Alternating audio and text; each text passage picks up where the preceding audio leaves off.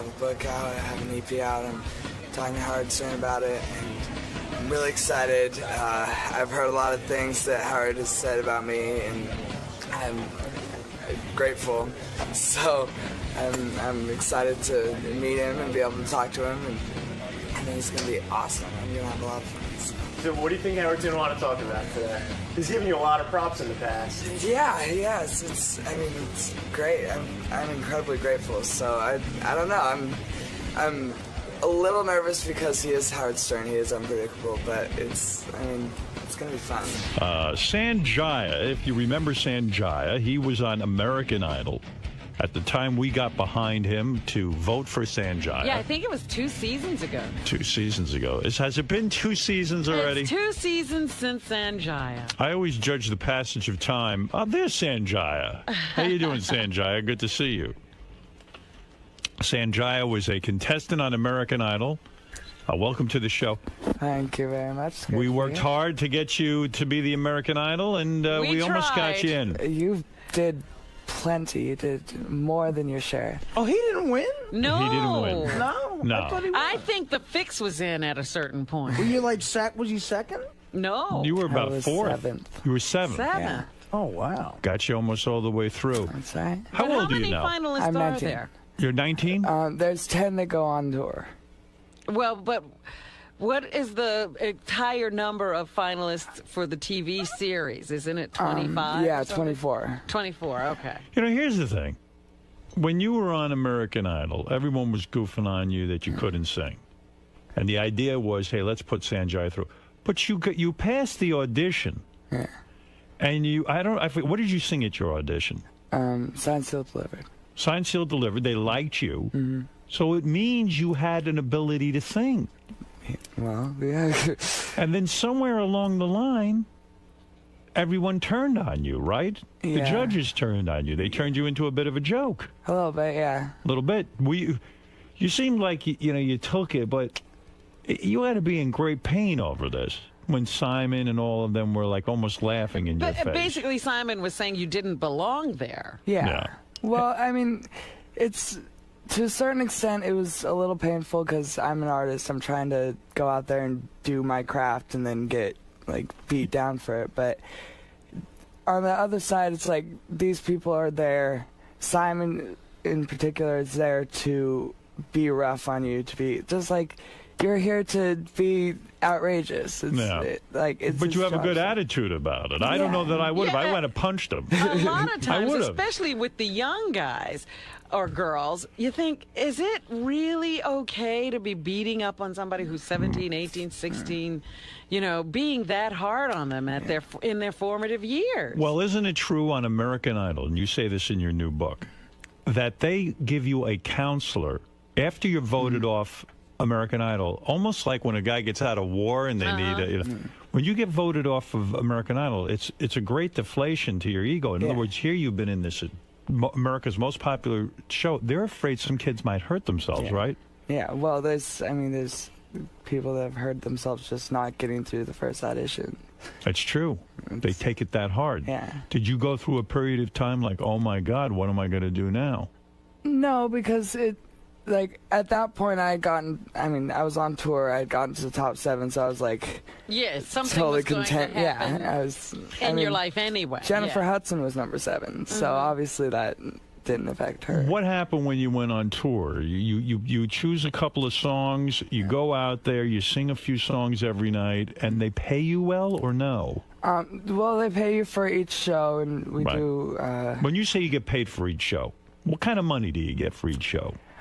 Well, I have kind of a warped sense of because my first job was American Idol. My first paying job was the tour. Where did you work before that? How did you make money before that? I was in school. Yeah, you was a kid. You were high school, right? I was a sophomore in high school. So. Go ahead. Yeah, so you never had a job. So what kind of money did they pay you? It was pretty. I was able to right afterwards go to New Zealand and moved to LA and get my sister a Prius, and so I was really comfortable. And then I realized after a while that you have to get more money in order to maintain it. Yeah. So, did you spend all of your American Idol money? Do you think you were a little unwise that way? most definitely. Because you shouldn't go out and buy your sister a car. You should probably just bank some of the money in case there are lean times, right? Well, yeah, I banked some of it, but I was definitely literally my first paycheck before that was like working for family $2,000, and that was like, wow. Right. And then so I go on the tour and I'm like making legitimate money, and I'm. Do you have no one in your life who would sit you down and say, "Hey, son, listen, don't spend all this money. Be smart about it. It's not going to last So forever." you're saying a parent would have done that because you said Right. son. Yeah, I had people telling me that, but I mean, you didn't listen.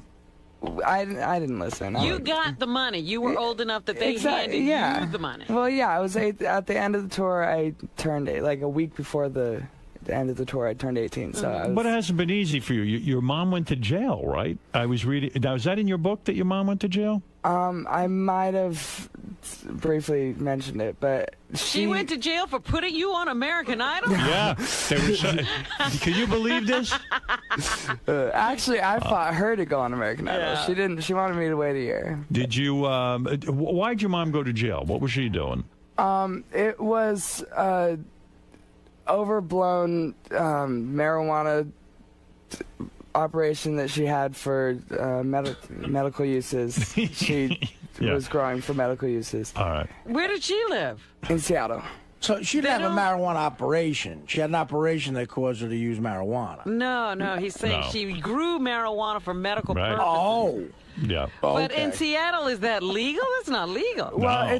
there's certain, it's a gray area for medical uses. So Right. it's.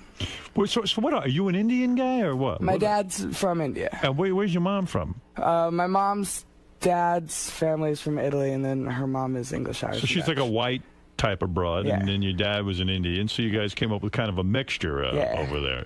Now, I got to say, how's that sister of yours? I found her quite attractive. Thank you. She's doing good. She's actually, she wanted to call in, but I'm not. I don't know. She's. Why should she hog your airtime?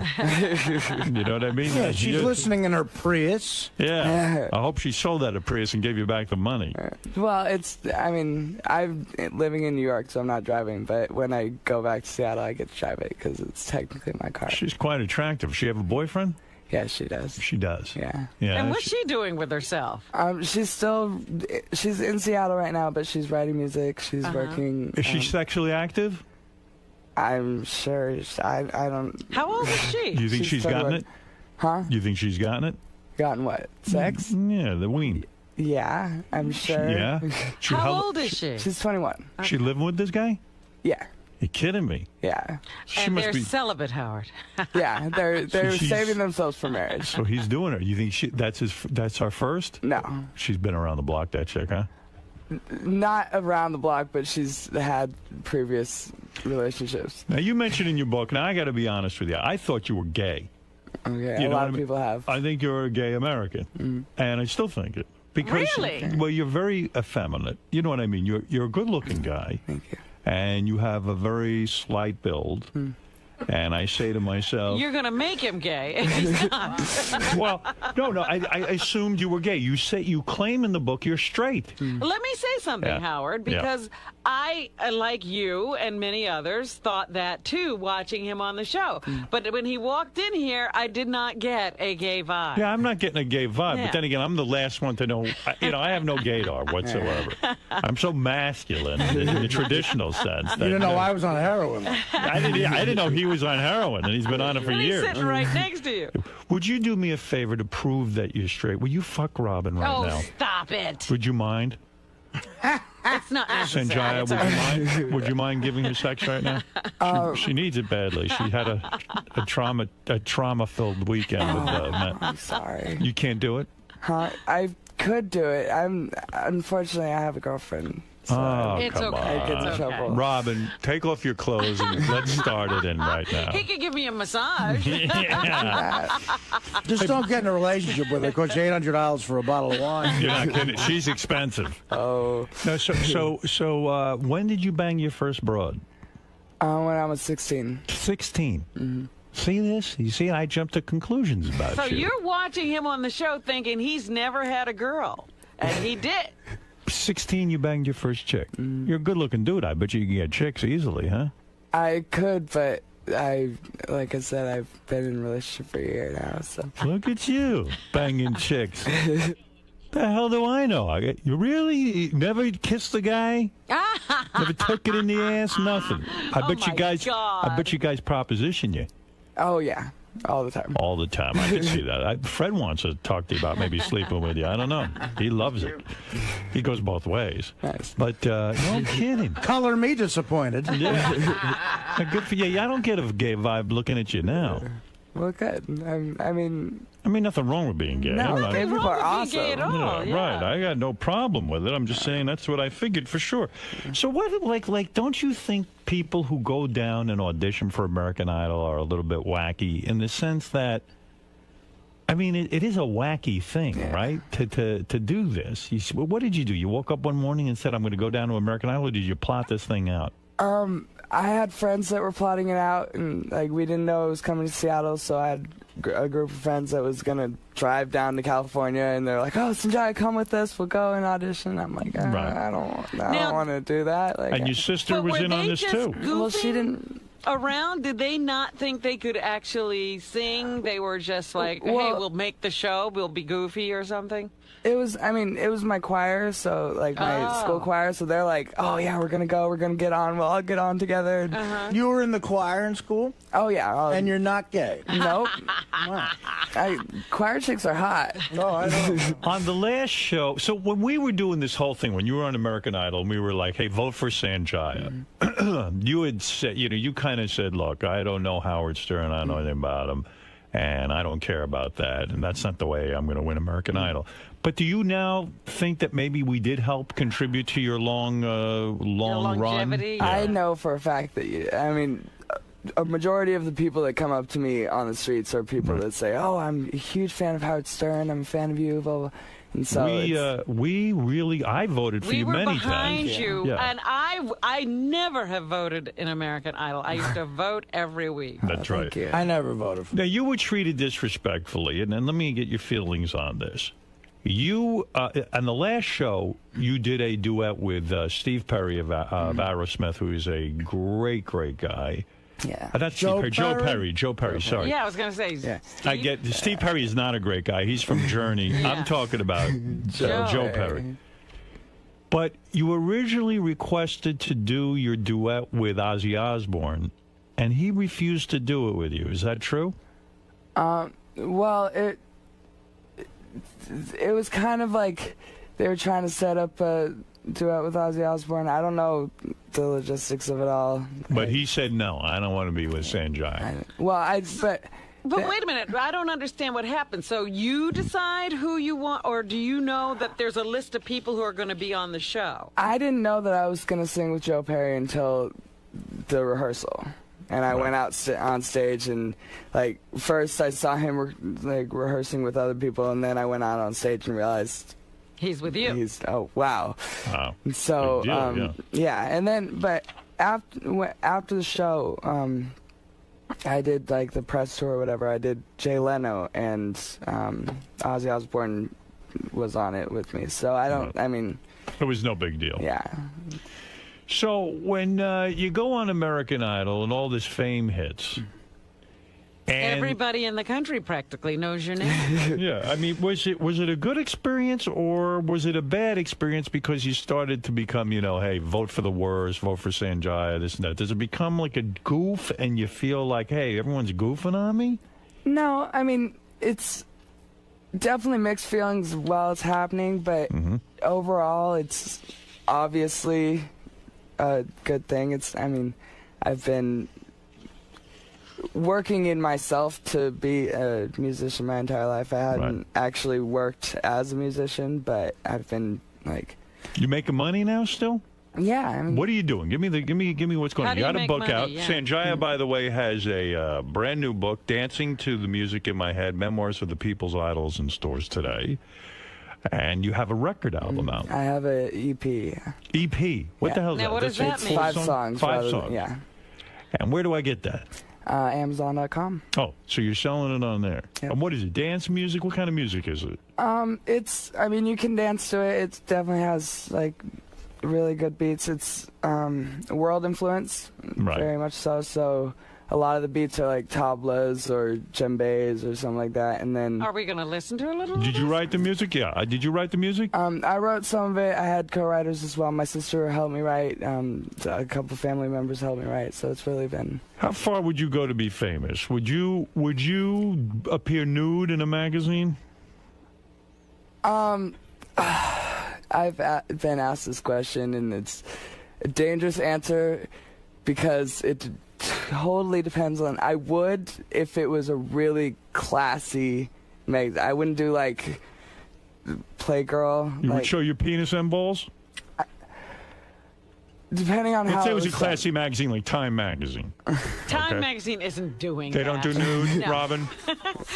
National Geographic. No, I'm saying let's say it was an artistic endeavor. Yeah. You would show your penis and balls in a magazine? In the future, done right, yes. I'm not very modest. You're open to that. I have a feeling you are very large in the pants if you would do that. Am I correct? You got a big hose? Be honest.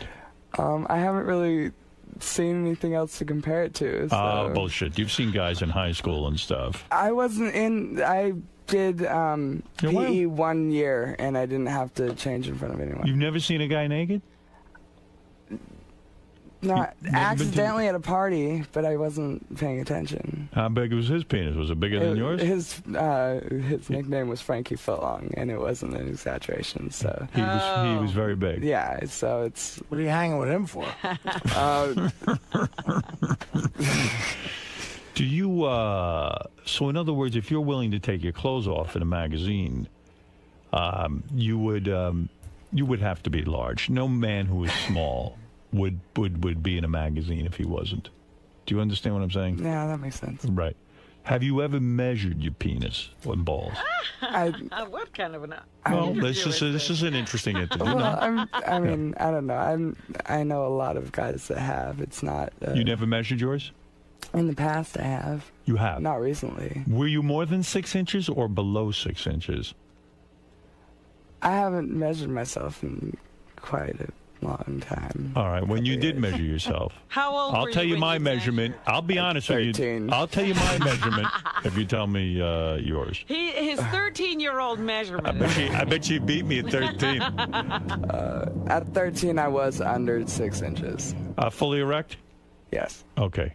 Well, fully erect. Now, I was an adult man. I was 6 inches. Exactly. Right, Robin? Wasn't it the... Yeah, something like that. I think you approached 6. I was 45 when I was measured. When did your cock stop growing? My cock stopped growing when I was very young. I was going to say, like, when is that? I'm only 6 inches. Because I'm hoping it's 50 or something. And I'm 6'5". I should be 8 inches.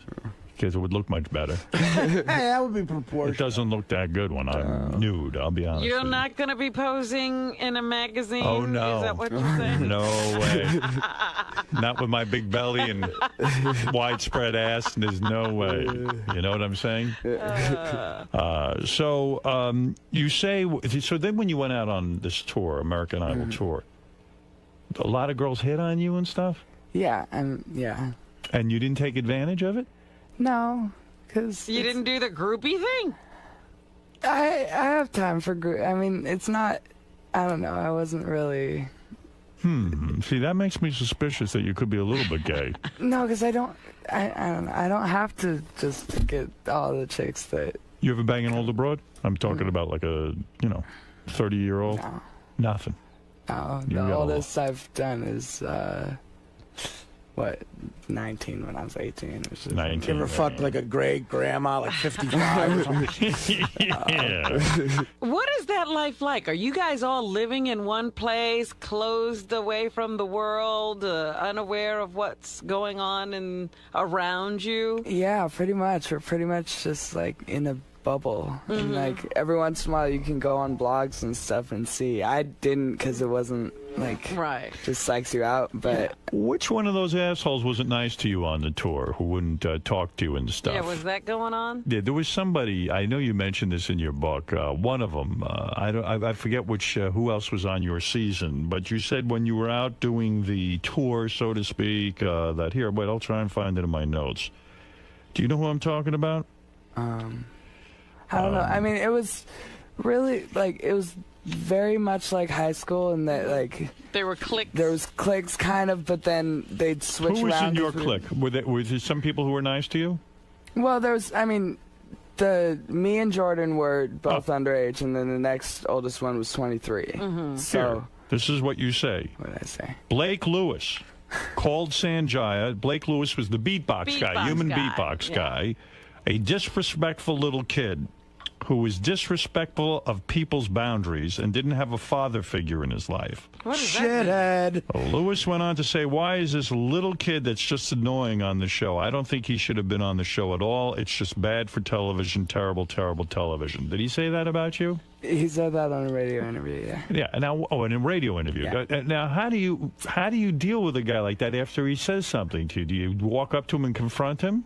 No, because it's not, I mean, on tour we were pleasant, like, it wasn't any kind of, like... But he dissed you. Why do you take that? He dissed me, but it's not, I mean, it's his own deal. I'm not, like, I respect him. He's an incredible beatboxer, and he's a great performer, so it's not, like, he's got his... Like no one's questioning his beatbox ability. You're very evolved, or wimpy. I'm not sure which here, but you're very evolved to say, "Hey, that's his opinion, and I don't care." I could beat up everyone who had a bad opinion about me, but it's not. I mean, there's more important things to fight about. You, all right. Well, he's more involved than I am. I would have gone up to this character and I would have said, "Hey, listen, I'm going to kick your ass." Fat beatbox left. Yeah, and then he would have beaten me up. Let's go to Gay Ramon, who wants to say hi to 𝗫𝗄𝗃. 𝗫𝗄𝗃, I will play some of your music. I have one of your songs here. The book is called Dancing to the Music in My Head, Memoirs of the People's Idol. It's in stores today. And you had some help writing this, I assume? You have a guy who works with you? 𝗫𝗄𝗃's album, Dancing to the Music in My Head, is available at Amazon.com. Gay Ramon, go ahead. Hey, 𝗫𝗄𝗃, how old are you right now? I'm 19. 19. Hey, listen, I got a question for you. Have you ever had your sweet pink butthole eaten out? Oh, nope. God. Nice. No, can I be the first? Oh, my God, you'll love it, puppy. Well, Gay Ramon, I know 𝗫𝗄𝗃. You must get a lot of this, huh, 𝗫𝗄𝗃, from gay guys. You know who's into 𝗫𝗄𝗃 and even went to his concert? Was 𝗦𝗵cie𝘄 Mike, who just came out of the closet. Yeah. The other guy said he wasn't gay. He said he wasn't gay, but we all knew differently. Well, Artie did. Sorry, Gay Ramon. He says he's not swinging that way. But he is gay, by the way. He is? How do you know? How do you know? He is. I can tell how I'm gay. My gaydar goes far, far away, and I can tell he's gay. All right. 𝗫𝗄𝗃, what about that? Any truth to the fact that perhaps... Have you thought about a guy... You know... At all. That maybe you're closeted right now. Yeah. It's too hard to come out. That maybe in the future you might be coming out. I mean... Is it a family issue thing? Your family No, wouldn't my accept family it? would be fine with it. I'm just not... penises are weird. Like, I'm not... Sounds like the right answer to me. Yeah, no, don't let your... I'm sure your parents have done things they're ashamed of. Don't worry about it. No, I'm not at all. I mean, my family's totally supportive. If I came out, they would be, like, they'd be fine. I'm just not, like... Did you bring your mom with you on tour? I brought my sister. My mom was on the show with me. Okay. Your sister came out with you. Is she jealous of you? I don't think so. I mean, Didn't I'm you sure both there's... try out for the show? Yeah, we did. I'm sure there's some kind of, like... I don't know. She's older. I think that she didn't get enough, like... showtime. I think not enough. I wanted her to get more showtime. Yeah. I should have had a movement to vote for her. I like her very, very much. So let's take a couple of more calls. Irish John, you're on the air. Go ahead. You're on with 𝗫𝗄𝗃. He was a finalist. He got to number 7 in American Idol 2 seasons ago.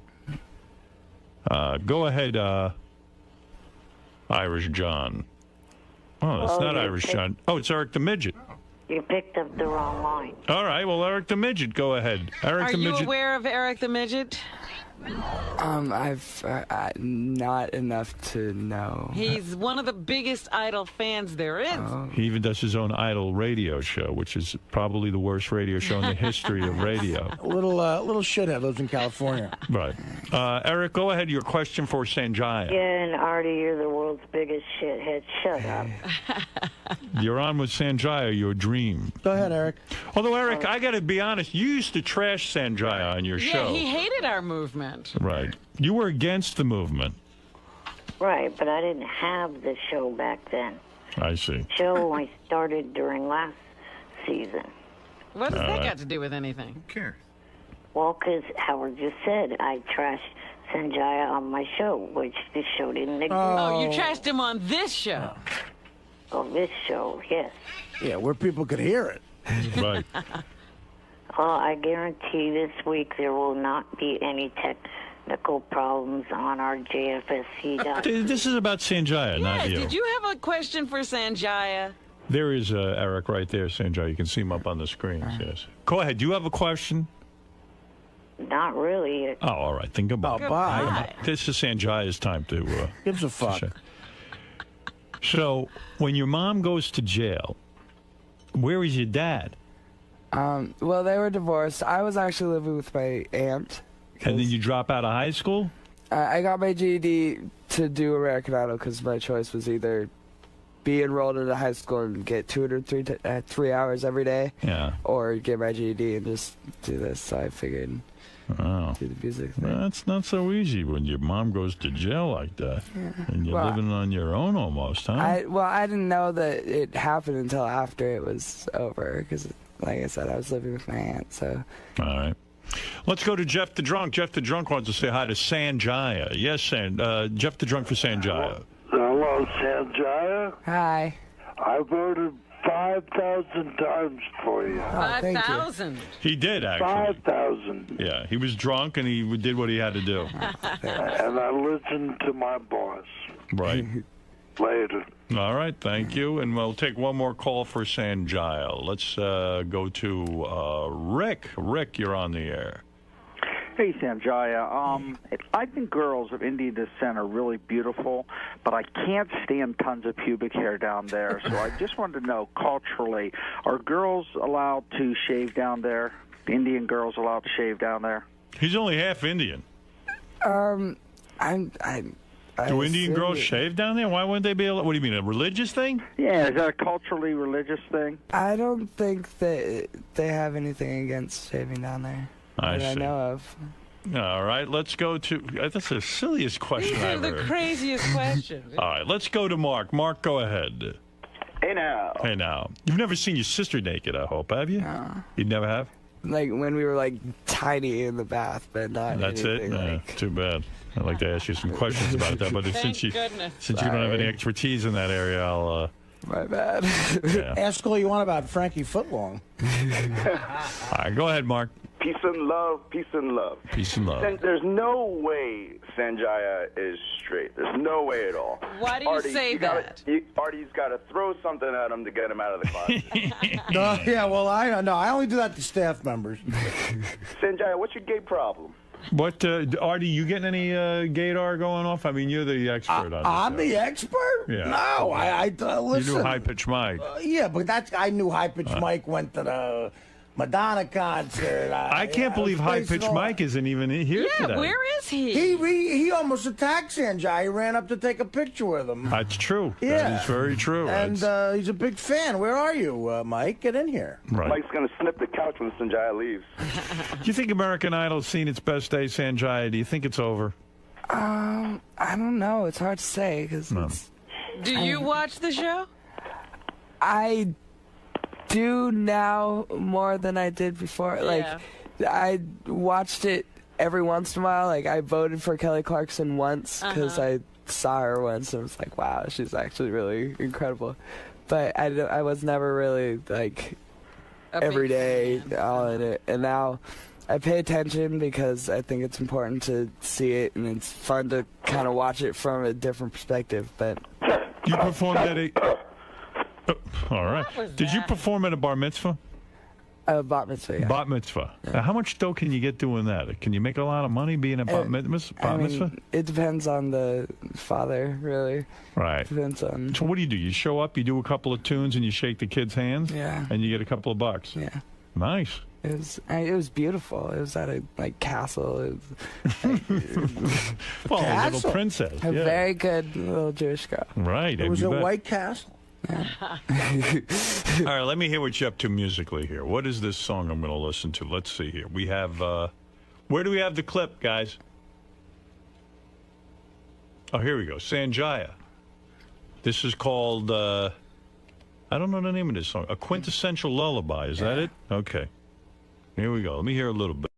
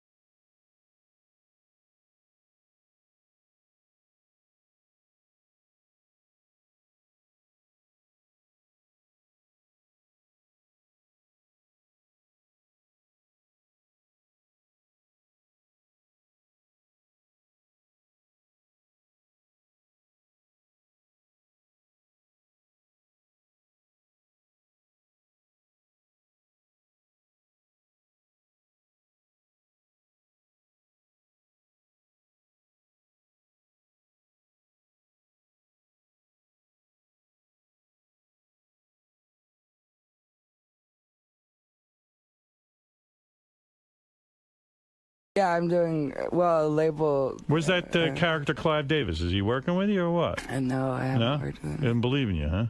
Well, he's busy. He's busy with everyone else. Yeah. Yeah. You got a record company or what? I'm doing it independently. Uh-oh. I have an independent label. Yeah, you got to get a record company. Send it off to a record company. What are you doing? I'm. Get your shit together. Yeah, I'm sorry. I'm just busting your balls. Listen, good for you. Thank you. You're doing your best. You're out there. You got the book. Yeah. They give you an advance on that? Yeah. All right, excellent. What'd they give you? A comfortable advance. Did you get 6 figures? Huh? Did you get at least $100 grand? I think so, yeah. Really? Oh, look at you. That's not bad. That's pretty damn good for a first-time book. Yeah, right? Yeah. That's what I said. Why do you not know for sure? You're like, okay, sure. It came in installments. And yeah. They added up. Yeah. All right, 𝗦𝗁𝗲𝗿𝗱. They're keeping me a little bit of distance from me and my money, so I don't do what I did with last time. Yeah, good. So somebody's taking care of it for you. Oh, yeah, be careful. Who's taking care of your money? Bernie Madoff? Just be careful. All right, listen, save your money. Get out there, do your thing, be an artist, but be sensible Any about acting money. aspirations? Absolutely. All right, all right. What are you going to be in a movie with Jack Nicholson? What's next for 𝗦𝗁𝗲𝗿𝗱? I'm not sure. I'm just kind of riding the wave. All right, if a guy wants to hire you to do a private personal appearance, just you and him at his apartment. Private personal appearance. How much does it cost? Is this a proposition? No, not from me. Fred asked me to ask you that question. Fred, do you want me to ask that? What kind of a deal is this? Wants you to appear at his house, bathing suits. He wants to watch you fuck a chick. All right, Fred loves listen. a chick. 𝗦𝗁𝗲𝗿𝗱's book, Dancing to the Music in My Head, Memoirs of the People's Idol. It's in stores today. He's here to tell us he's heterosexual, for those of you who are thinking he's gay. Right, let's dismiss that. He's got over a 6-inch hard-on since he's 13. Oh, my goodness. And it's probably grown since then. Am I correct? Possibly. Possibly. You think you're at least 8 inches? You think you've grown 2 inches since you're 13? I don't know. Possibly. It's possible. I don't know. Wow. That's pretty good, Robin. And also, you're here to tell us you're banging a chick currently? He has a girlfriend. You have a girlfriend of a year. No one's seen her, but so it was a good decision, and we learned that it was a good decision to go on American Idol. A lot of opportunities. And 𝗦𝗁𝗄𝗏's book is called Dancing to the Music in My Head, Memoirs of the People's Idol. It's in stores today, and don't forget, you can get his album Dancing to the Music in My Head available at Amazon.com. Yep. Well, it was nice meeting you. Nice to meet you, finally. Yeah, finally. Time. Yeah, we always wanted you on this show. And say hi to that sister of yours. I most definitely will. Believe me, tell her I thought she was very attractive. What is she, a twin? No, she's 2.5 years She's older. 2.5 years older. Yeah, it's interesting. Robin, make sure. Awesome. What do you like about doing the show? Just being able to be really real. Because, like, certain interviews you have to kind of be censored and be, like, yourself, but altered version is It's good to be able to say what you want, right? So, now, how was it answering some of those questions? So they're a little tough at times, right? yeah, but it was expected, so I was I had my guard up a little bit, but it went really well. So you had a good time today? Oh, yeah, definitely. All right, Benj, how was it to finally meet 𝗦𝗁𝗄𝗏? It's great. He's a nice guy. He definitely has a charm to him that I think comes across on the air and in person. You've gotten manhandled for this guy, right? Yeah, yes, I have. Screaming his name Yes, out normally and... when I'm mentioning 𝗦𝗁𝗄𝗏, people tackle me and knock me down and everything. 𝗦𝗁𝗄𝗏, how is that, man? This guy would scream on, CNN for you and all the news channels. It's awesome. I mean, I'm flattered. I am honored to have someone that would do that. I'm flattered and honored also. You make a nice couple. Guys, look at me right here. 1, 2, 3. One more. 1, 2, 3. Oh, that's Cool, man. Hey, nice to meet you. It's great dropping the show. Can't wait to see the book.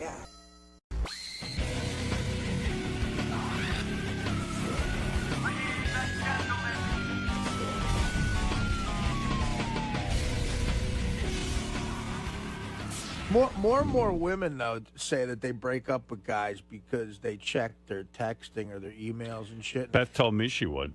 Yeah, I mean that's a private thing, but like with me, and I could see why it's so tempting to some guys if they're insanely jealous, because even I would know how to, like, if my girlfriend or something left a cell phone there or a BlackBerry, even I would know how to go through their texts. Right. Yeah, how would Sal have ever found out his wife was messing around with a guy, Without that. Right. Yeah. It's easy to do.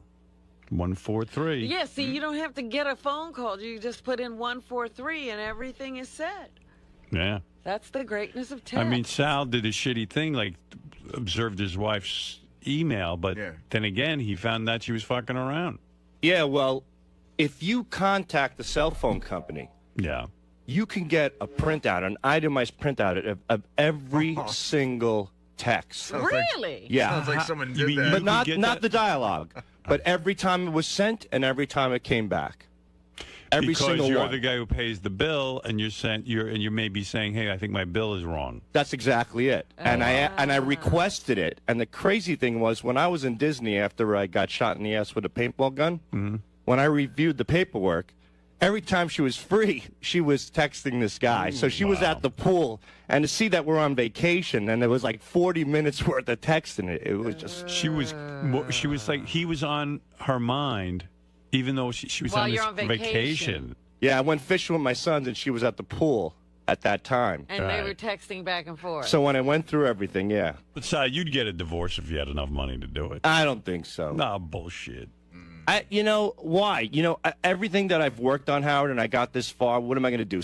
Say that I'm going to leave her now? It just doesn't make any sense. Oh, leave her and what? And have a woman who's into you?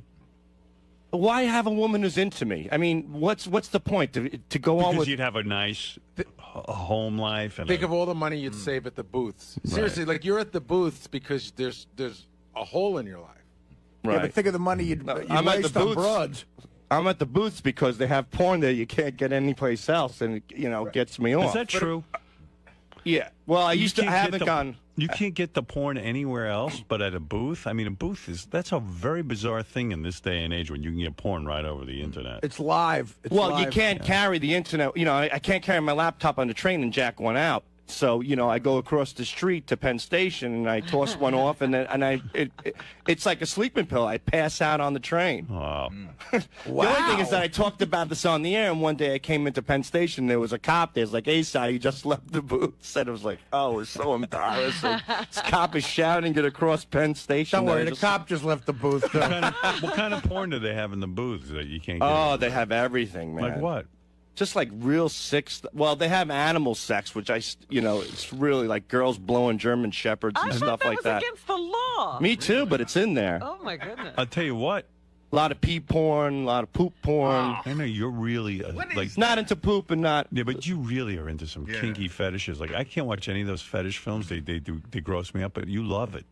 You love people spitting on each other. I love spitting. I love the spitting. Wonder what that's about. Yeah, really. I don't know. Anger.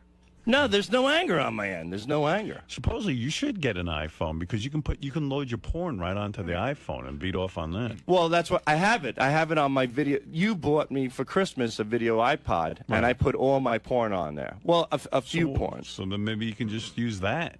I do. I have done that. Like on the planes, I'll take the video iPod into the bathroom once in a while. Oh, my God. Aren't you glad you got him there? Well, I can't fly first class and have a $100 glass of wine, Robin, so I got to toss one off in the can. Oh, my God. Jeez. What am I supposed to do? I You could got never beat off on a plane. That's something I've never even done. I don't even think I could beat off, like, if I was on a private plane, going to Vegas and doing a show. I remember one time I beat off on a plane. I was coming home from San Francisco with Levy. I didn't even wash my hands, and I patted him on the back when I was done. Oh, you see. But I told Richard I was going to do that. Richard tosses off in the can all the time, in the bathrooms, too. Oh, that's so gross. But when you're bored out of your skull, what are you going to do? Read a book on the plane. You know how many... You know, the only difference between me and you, Howard, is that you're a gentleman enough to say on the air that you don't do it. It's like a girl says she doesn't diddle her You pussy. don't believe that he doesn't jerk off on a plane? I find it very hard. I've never done it Dude, either. in my life, it would never go down. First of all, I'd be so afraid there was a camera in there. I would just be like, and also, it's so dirty and disgusting. It's like it's dirty in there. I get out as soon as I can. It's the least sexual place ever. Like when I'm on a plane, I'm not thinking about sex. I'm just not. I don't know. Maybe I'm just out of it, but this doesn't appeal to me. It just sounds perverted. Well, you know, it's desperate, and it's dirty in there, and it's gross, and you're standing up, and you're also talking to a guy who's been married for 10 years, and hardly gets so it's a little tough. I was married for 20 been years. Single and married and everything else, and he's never done it. Yeah, believe me. What is the strangest place you've masturbated in? I think you said your mom's bed once, right? Well, as a little kid, yeah. Right. So that's pretty creepy. Yeah. Yeah, but I was a little kid, and then I didn't even know how to do it. I ended up peeing on myself. Did you? Yeah. I was a kid. I didn't know what. I heard about jerking off for the first time, and I tried it. And then I said, "Well, something's supposed to come out," and I pissed. See, that would have turned me on. What? Sal and I jerked off on the same flight. Yeah. Oh, right. Not together, though. One after the other. Yeah. Well, hey, Sal, did you just jerk off? I came during the turbulence. I'm gonna. Artie's he's ready to throw. I mean, listen, I'm a slob too, but I would never do something like that either. Who went first? Like, whose idea was it? And then all of a sudden you went, hey, that's a good idea too. I think Richard went first, and then I said, I'm going to go jerk off, not wash my hands, and then tap Levy on the back when I got, and that's how that went down. It's so relaxing, like, because I get nervous on a plane, and that's one of the only ways drinking and jerking off. I'm totally relaxed. But now you do sound retarded. There's no other way in the world a human being could relax. No, I've tried, what's that drug that you relax with? Xanax? Xanax, and it didn't do a damn thing to me. But jacking off. I gave Richard 4 Ambien once on a plane. 4. And he didn't go to sleep. Really? Yeah. Wow, gee, that's a great story, you guys jerking off together. Richard, I jerked over Idaho. Are you done? You ever get... Sal revealed that he once jerked off in his bathroom closet while his aunt took a shit. Yeah, but I know. I didn't come to completion, though, pretty much. That's good. Shitting. That's normal. I mean, it turned you on that your aunt was shitting? It was my cousin. in that one. And she turned you on when she shits? No, I was just hiding behind a louvered door that you could see out. You know, it was a closet with towels in it. So Sal's always hiding. I know. 90% of Sal's sex is in hiding or in the dark. I know. I just don't even know what to think.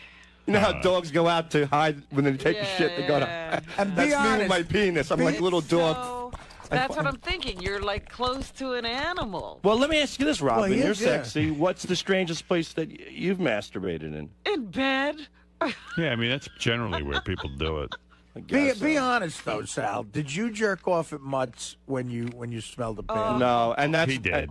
I swear on my children, number one, and number two, that scenario didn't go down like as a sexual thing. Yeah, okay. So I didn't. Yeah, Not at all. Sure.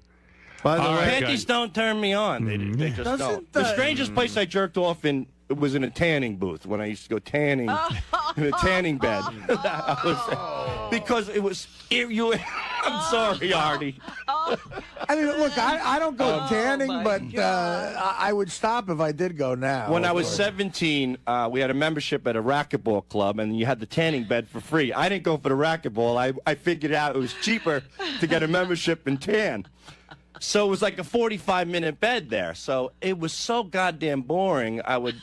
What I would do is I would prepare myself. I would go to the bathroom, get as much paper towels as I could, and then I'd just lay there, toss one off, and then pass out in the tanning bed. And it was very relaxing. Yeah, but then what if somebody finds you? No, you were locked in. You're locked in a room, so it was just. Did any of your spooge get all over the tanning bed? No. Yeah, sure. I would make like a turban around my cock, you know. A turban around his cock. A cock turban. You wrapped your cock in Yeah, towel. and then it would just pull off like a little helmet because it was like paper mache. Like a mold. Yeah, we make a mold. Yeah, and it worked great. I think this schedule is finally getting to Richard, man, because Richard looks unhealthy. Yeah, I'm looking at the belly. He put on 22 pounds. I did over the holidays. I'm trying to lose it, though. I'm eating healthy. They have no, he's not. They have Fresh Direct machine upstairs here now. What's that, Fresh Direct? It's like healthy meals you can buy. They're like $8. What is fresh? I don't know what. Upstairs here? Yeah. Okay. Artie should go check it out. I should. I didn't know in about the break that. room, But what kind? But you look. Believe me, I look awful too. But you look run down and like heavy and bloated. Well, I'm not. He's also an alcoholic. Yeah, it's true. You know that the kind of boozing you do that really fucking takes. Yeah, it's makes taking toll. its toll. You're starting to look old. Really? Yeah. You're letting it all happen, huh? Yeah. I mean, I didn't get out of control last weekend with booze, did I? Well, he got to the airport 2 hours early, and I didn't even think about it. I forgot because we haven't traveled in a while. He goes, because I got to start drinking right away. So he gets right to the airport, immediately sits down, and his new thing is champagne and mimosas. Yeah. So he'll put away like 2 bottles of champagne in one sitting. That'll put weight on you. And then he gets up, Howard, and you just start hearing like clink, clink, clink, clink, clink, and it's a sandwich bag full of little booze bottles for the plane. And he brings that on the plane. You drink 2 full bottles of champagne, and then you drink little bottles. Yeah. Yeah, you got a heavy problem. I know. What are you going to do about it? No wonder 4 Ambien does nothing to you. But I don't drink that heavy when I'm not flying. Like this weekend. Sure. Come on. We all saw you. You must fly a lot then, because you look like a guy who drinks all the time. He finds excuses. Well, I'm Irish too, so you got that red face going. Yeah. Yeah. But I when the plane takes off, I have to have a drink, or it's a habit of mine. I don't feel Stop flying. Right. Yeah, maybe it's time to give up the road. Well, that's why I took that train trip. So yeah. Which you drank on as Yeah, well. and he packed booze. Sal, you would tan for 45 minutes? Isn't that dangerous? And weren't you afraid to fall asleep at a tanning bed? Like, I would just be paranoid that it might not. They have time, but that could malfunction. It could malfunction. One time I bought one of those cheesy piece of shit lamps you plug in at home, It's like set it in for... Is that important to you? It was for a little while. Once... Because you look so much better. Yeah, I don't know. Yeah. I bought one of those lamps at home, and I did develop a few blisters on my face, and I never did it again. Right. It was like one of those heating lamps you see at McDonald's over the French fries. Yeah. That was on my face. Oof. And then I stopped doing, and that's when I got a little worried. And Sal is so vain. Like when we went to Florida, he has to bring a huge suitcase just for 2 days to pack his hairspray, his raccoon makeup. And his hairspray leaked all over his clothes the other day. It exploded. It exploded on the plane, and it leaked out, like all over his suitcase. Was he all upset? Yeah, he was pissed. Yeah, but okay. Hairspray. You hardly have any hair. What are you spraying it? I'm spraying whatever's left so it doesn't move around. Oh my God. But I'll tell you one thing. I think you're that handsome? No, I don't, but I like to look good. You look good. You mean, yeah, but I mean, there's nothing wrong with being clean and manicured. But hairspray? Well, if I didn't have hairspray, my hair would just go straight down. I'd look I'd look like a monk, like the fucking guy from Dumb and Dumber. I like my hair to look decent. I mean, the hairspray keeps it up like that? Yeah, a little bit. Wow. But is there really anything wrong with? I mean, but it's a hairspray. Today's day and age. And it's a special hairspray from Bumble and Bumble. Like he won't use just any hairspray. All right, so I carry, but you know what? I carry shirts and pants like a normal human being to a club. Yeah, Richard doesn't even have to pack. Yeah. Nothing. One pair of pants, one shirt for a whole weekend. That's disgusting. That's if you're a man. That's all you need. Don't you feel if you're a caveman. Don't you feel like changing once in a while and cleaning up? No, I like the ease of just taking a duffel bag when you go on a trip. But you see, from years on the road, I've developed. I know how to get pants and shit into a duffel bag. I can fold it right. I mean, so say you do a show, and then you go back to the hotel room. You get undressed, and then what do? You sleep in your underwear. You get up, you shit, and then you wear the same underwear. Same underwear. Yeah. Same underwear. He wears the same blazer he wears on stage the next morning at breakfast. And then he wears it the same night. Like, I saw Richard, we did a show Friday night, and Saturday afternoon I'm having lunch with him, and I go, Richard, is that the same outfit as yesterday? He's like, yeah, what's the problem? Oblivious. And he doesn't bring a toothbrush either when he travels for the weekend, right? You I'll don't bring never a toothbrush? forget it. They have them at hotels usually. No, you don't use a toothbrush the whole weekend, do you? It doesn't, no. Be honest. Yeah, I usually skip that on the weekends.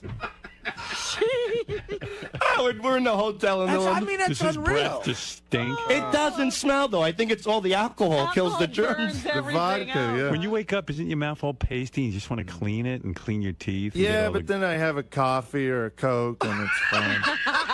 And then it's stinking Coke and stinking coffee mixing together. We're doing a show in Illinois. It's so gross. We're doing a show in Illinois one weekend, and we have to leave. And I'm brushing my teeth, and Richard goes, "What the hell are you brushing your teeth for? We're on vacation." Yeah, why take care of yourself? Vacation from teeth brushing. It's a burden. You had more than 18 cavities, man. That's how fucked up you are. 18 cavities. I got them filled, though. Yeah. There's going to be more on the way. Have you been back to the dentist since then? Once, yeah. Could you? What did he say? You need to take better care of your teeth. Yeah, they scolded me for not flossing. Flossing? You're not brushing. You're not. I mean, don't you? When food gets caught between your teeth, don't you want to just clean it out? Like I carried toothpicks. I mean, I just don't notice that stuff like most people. I guess. Wow. How do you not notice it? How do you not notice you feel clammy and disgusting? I don't know. Well, it's I even took Sal to my old house in Florida, my warehouse. Shit. When you live in a warehouse for 8 years and you shower once about every 2 or 3 weeks, when you shower once every 3 days, that's like living the high life. Where would you shower? He hosed himself off. Don't you remember? Oh, that's right. But back then, didn't you think about, like, now you got a girlfriend, and God knows I don't know how. But she's a saint.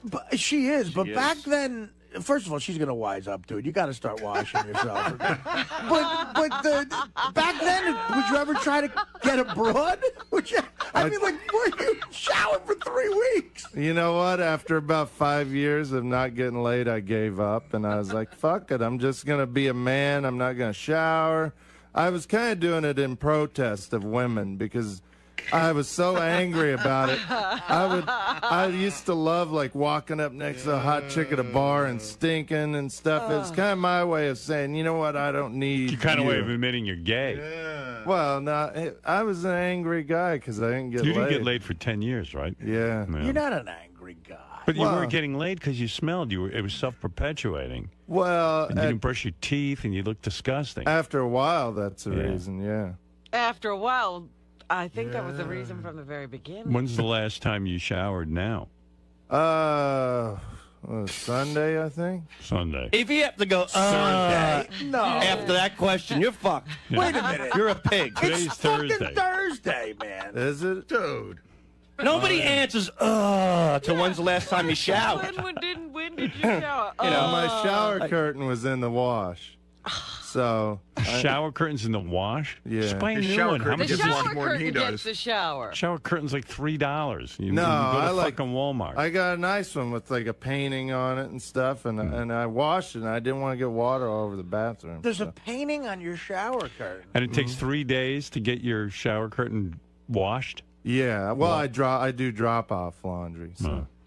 Wait, They make these liners, Richard, that cost $2. Yeah, it's called a liner. It's That's Thursday. the thing. It's a liner. That's what Rob is talking about. That's what I'm talking about. In other words, you have the regular, beautiful shower curtain, and then behind it is a plastic liner. Oh, the plastic liner is like $3, $5. I'll have to pick one of those up. Yeah, and it lasts for months, and then you throw it out when it starts to get when you take shit it in, on you it. get another one. Months. It lasts for years. Right. Most families.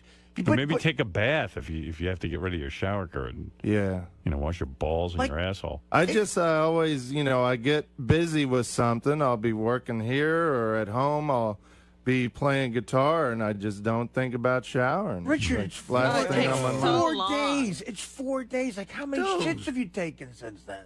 Oh, probably 8. About 2 a day. I mean, come on, 2 a day. Did, again, this has gone from like goofing around with Richard to where I want to call human resources. You've taken 8 shits and you didn't want to wash your asshole out with water and soap? No. You like it. You like it smells. He does. He does. There is something manly about. Do you like to put your finger down there and smell it? I do. In between my balls and my thigh. Jesus. I'm sorry for anybody that's eating breakfast out there, but there's nothing better than taking your 2 fingers, rubbing it between your nuts and your thigh, and you get that man smell, You get a coyote smell, is what you get. A man smell. What is that smell? Oh, that's man. Like, what did you just smell coyote. Dude, you're almost 40. What did you just say? It's like a musk. It's like natural. That's like a cheesy smell. Can we interview his girlfriend? Because there's no way she's fucking you. She must have had a stroke and has no sense of smell. Well, I shower when we're together. When you're making love. Yeah. How do you get the crust off? I mean, my God, you've been building it up for days. I can't make love to you. I can't get the crust off. I don't have a Richard, shower curtain. Richard, do you know how little you've experienced with life? If that is like something you say, there's nothing better than. There's nothing better than doing what you just said. Right, 2 fingers Well, yeah. between I can the think of balls about and 100 the things. I'm a simple person. I enjoy simple things. There's thousands of things within a block of the studio that are better than that. Well, I enjoy that too. Why but is he in New York City when that's all he needs?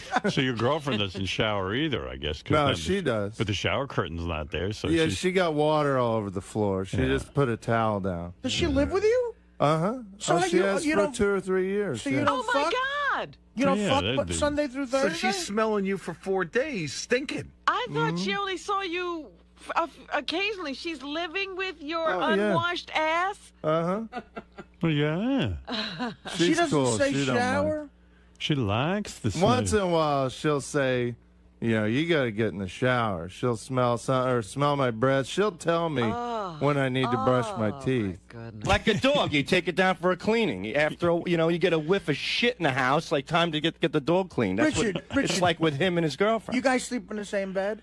Uh-huh. So, I mean, wouldn't you like to just, like, if it's like, I don't know, do you plan, you're young people, you plan every fuck that you every time you fuck? He fucks her all dirty like that. Yeah, I mean, on a Tuesday night, you never roll over and go, hey, I'm a little horny, and you try, If I do, then I jump in the shower first. Oh, that's Sure, good. Yeah, sure. right. Scrub down. First of all, you don't. Second of all, who wants to go through that? Just be clean all the time. Yeah, guess what? You'll be prepared all the time. Come on, honey, blow my smelly balls. It's hard to teach an old dog new tricks. Yeah, but if you don't smell anything, I bet you she's it means blown I him want after. sex. I bet you she's blown him after 4 days of not brushing his teeth and cleaning his balls and ass. Right. I bet you she has. He subjected her to everything. That's the truth, right? I don't know. Yeah, I don't know when I shower and when I don't. Stick your finger in my smelly ass. Nothing better than that. And then she's a drinker too, right? Not like me, no. You want to smell something good? To me, my favorite things are drinking and smelling my taint and balls. You've talked about doing that, Howard. Yeah, but I mean, I've done that like coming out of the gym and stuff to check that I'm really rank. And then he goes and takes a shower. Then I bathe down, dude. I'd shower at least once a day, if not twice. You should, I mean, or jump in the Hudson or something. Yeah, that's cleaner. It's cleaner than me, yeah. I don't know. That's really gross, man. That is 𝗛ci𝘄𝗿𝗍. I wake up in the morning, the first thing I got to do, even before anything happens, you brush your teeth and get all that shit out of your mouth. It's grimy after a night of sleeping. I don't know how you go days. It's weekend. I don't have to worry about it. I just take some coffee. And Weekends, I like to relax and not brush my teeth. We're on vacation. Why are you brushing your teeth? And Sal, what are you doing? It's Martin Luther King's birthday. I'm not brushing my teeth.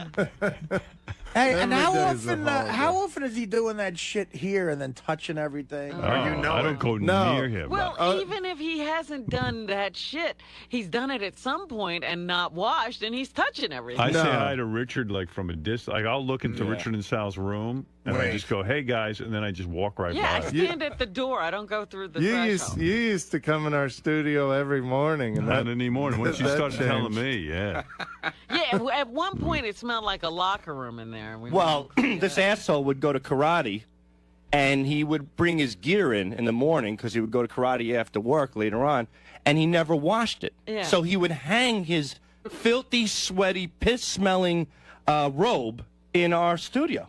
And it just smelled like a locker room. Whole thing. And he never, ever washes it. Someone told me he left his bag for, his gym bag with clothes in it for 2 months. And they opened it up. It smelled like a dead body. Oh, it's it. Oh. Yeah. But he's still wearing those clothes. Like that dead body smell doesn't affect Richard. He'll just go in there, put that dead body shit on him. Did anyone complain at your karate school? Or nobody has yet, no. Are you still go? Yeah. No. Yeah. You have to wash your gi. I do every once in a while. Richard, you're gross. Really, it's not. You should move out He of doesn't New care, York Artie. City. There is no way of embarrassing him into You're not being embarrassing better. him. He's if you notice, he smiles when he admits to all that. He loves it. He likes it. It's a manly thing to me. But did you ever hear us fucking Wendy the retard when we go, do you ever smell your own shit? Yes. You're the exact same interview. Except he's not retarded. Well, I don't know. Well, there's And by the an way, argument there's there. no way you're doing a lot of karate. I mean, you have an enormous belly now. I mean, there's Yeah, no way you work it out. I'm not doing it as near as much as I should. Right. And, my diet gets crazy on the weekends with Chinese food and pizza and stuff like that. You need a size 50 black belt. It's like Elvis.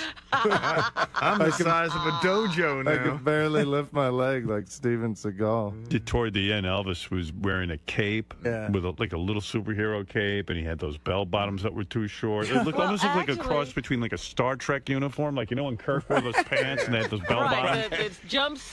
Yeah, it was a cross between Superman and a Star Trek uniform, and then he was so fat, and he paid a karate instructor to give him a black belt. Like he just wanted the black belt. He didn't care if he had the power to back it up. And then he'd do the poses on stage. That's all he could do. He'd do his kata on the stage while he was singing Suspicious Minds, and then he'd be doing his, Shotokan, pose. And try to kick his leg up. Yeah. He looked like Artie in a white jumpsuit. It was like Chris Farley doing karate. Sal, didn't you try karate and they humiliated you or something? A long, long time ago. All right. Okay. All right, boys. All right, fascinating glimpse into the world of Richard and Sal. Isn't it a little embarrassing to it is for Howard to be calling you, filthy and smelly and then your buddy over here is piling on. I know. I mean, you work here for enough time, and you try not to let things phase you. But I thought you were like brushing regularly and washing more often. I am. We talked about this a while back. You know, what you did with Howard, and it seemed to have had an effect on you a little bit. A little bit, but, you know, old habits are hard to break, and I'm 34 now, I'm getting old, and I have habits, bad habits, and that part of that's not brushing and showering and stuff, and I get busy. Me and Sal are busy guys. We got prank calls to make, we got songs to do, balls to sniff, and sometimes showering's just not part of my schedule. Just think, if Richard was showering while we were at a department store recently, we would have never recorded the new bit, 𝗦𝗵cie𝘄𝗿𝗱. Yeah. So, you know, you got to know what your priorities are. Or if I was showering while we did the retarded flu call, that call would have never happened. Right. Or if he was showering when he did Brown Mountains, it would have never have happened. If I was showering right now, you wouldn't be getting this interview. Right. So what should I do? Do this interview or go shower? You're right. You should shower. Not shower, I guess. Tim, do I stink, really? Smell me. Just got handed a note out in the hallway, for those of you who are following anything that happens in the hallway. Yes. Ronnie, the limo driver / security guard, just got woken up in his chair by Sal banging cymbals near his ear. So he does sleep out there. Yeah, they caught him. What's his thing? He's supposed to be the guard. We'll have video in a second. It's really funny. I always love that. I love to see that. Well, good. Wake his ass up. He should be guarding me. He's not happy. What did he do? He's not happy. He slammed the door and now he just left the compound.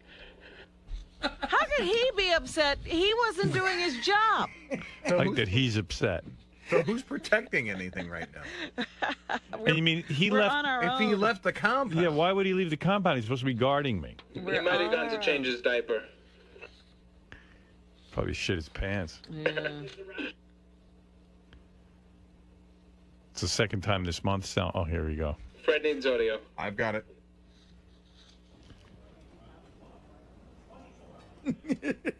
Oh, there's Ronnie sleeping. Well, he's out cold. Yeah, and he says he doesn't. Second time this month they caught him sleeping. Uh-oh, here they go. Oh, my God. Oy vey.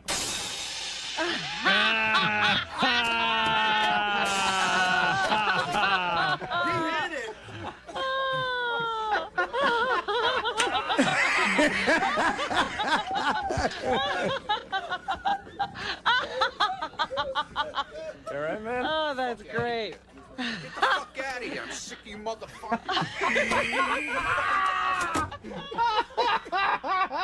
Slammed the door on them. Yeah, but... But he's sleeping on the job. Yeah, is he sleeping so he can stay up late running around? Because Ron, he goes out. you can't sleep here, dude. That's really crazy. I mean, that's your job. Even Artie knows not to sleep. Knows Boy, that Ronnie can't sleep. God, sleeping sounds so There's good right certain jobs you can't sleep through. I got to see that again. When's that going on Howard TV? The fans need that one. That should be out tonight. I love Ronnie. I'll be on one of tonight's Daily Show. On tonight's show? It'll be on tomorrow night after midnight. Oh, tomorrow night after midnight. I love Ronnie stealing all my fucking bits. Listen quietly, because maybe you'll hear him say something. There he is. He's asleep. Here comes Sal.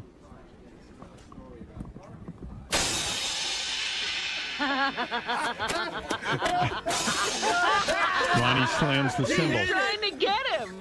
He tries to punch him, but he hits the cymbal. Fuck out of here. That's the... Sick of you motherfuckers. All right, man? Get the fuck out of here. Get the fuck out of here. I'm sick of you motherfuckers. And he slams the door like that's wrong to wake him up. Yeah, I think Ronnie goes out at night now. You know, he's That's single what I'm Ronnie. thinking, yeah. You know, fooling around. Good for him, man. But still, you got to get your work done. It's ridiculous, Howard. I'll talk to him. Talk to him for me, Artie. I'm putting you in charge of that. Describe how he's going down the wrong path. What do you want? I just want to get your. I want to know why you fell asleep. None of your fucking business. Maybe it's boring around here. I just need to get a straight answer. I need for you to get the fuck out of here. Oh, that's what he brought in. Leave me alone.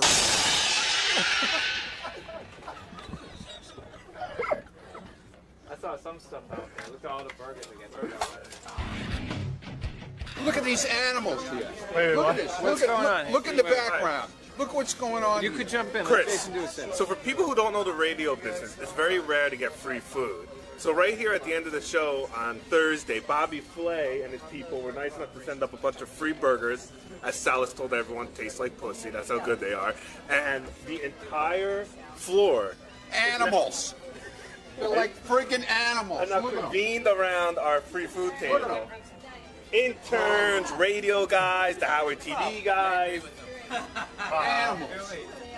The news people are here, and they're just, I mean, literally, as they were unpacking, the woman couldn't unpack the boxes. Everyone's crowding around her and shit. I grabbed the burger. Sal grabbed this for me. But I told Ronnie, I'm like, hey, Ronnie, take charge of this situation. You know, you got 8,000 people crowding around the table. Everyone's pushing each other. Shit's getting messy. You know, form a line. Do something. Keep the hall clear. But Ronnie fucking And he's not doing shit. that. No, where the fuck did Ronnie go? He grabbed his burger and he fucking left. Well, I've never seen. We've gotten food up here. You know, it's a rare occasion. This food I've never seen food disappear so fast. Ronnie, who's the first one to take a burger? Well, Scott the engineer was the first one to circle, but he didn't take anything.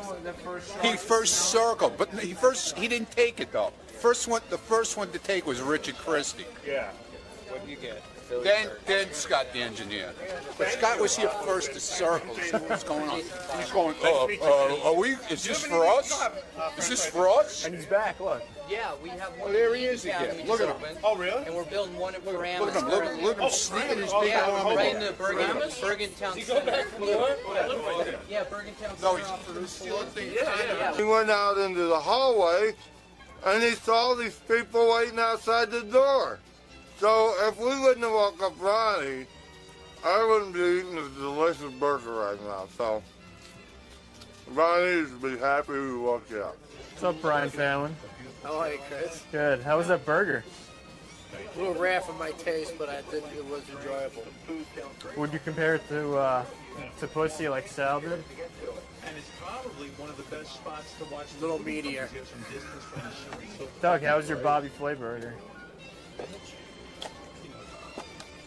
was good. It was really good. What would you? My weird reaction is that you just think that you're a genius at everything. You're good at radio. That's it. Tastes like a burger. It was good. Actually, it was one of the best burgers I've had for, I guess, this style. Which I don't know if it's like a fast food formula they have. I don't know. Is this like a takeout place only? If it is, it's really damn good. Sal, how's that burger, man? Well, the first day I got my iPhone, this guy said, hey, you want to get porn on your iPhone, here's the website. And he sent me a great website. You know what it tastes like? It tastes like your cock. Delicious. Talking about it, the inventor of Siri, talking about taking your memories and your brain and putting it on a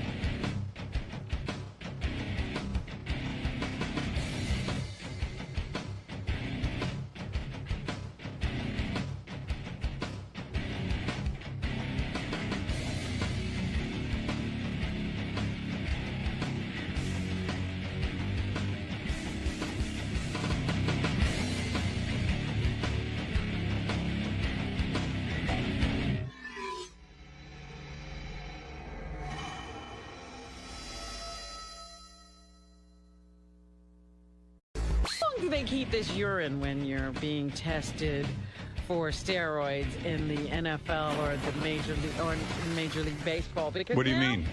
They have retested a sample of Barry Bonds' urine. Right. And now they say he tested positive. You know, these are You are urine kidding me. samples they've been holding. What? They keep the urine I mean, I would think they do the test and then they throw out the urine. Can I come clean about something? This urine is from 2004. Wow. I have a great revelation, and this is going to be one of those things where I shouldn't say this out loud, but I'm gonna. I purchased urine. You're kidding? When? When did you purchase it? The day after I made that stupid promise to you. Are you serious? And I had to throw it the fuck out. I put it behind a bunch of liquor bottles. Where do you go to get it? Oh, a kid sold it to me. Are you serious? Because I would think you could know someone who would just piss in a jar for What you. happened was there's a bunch of kids in the town I grew up.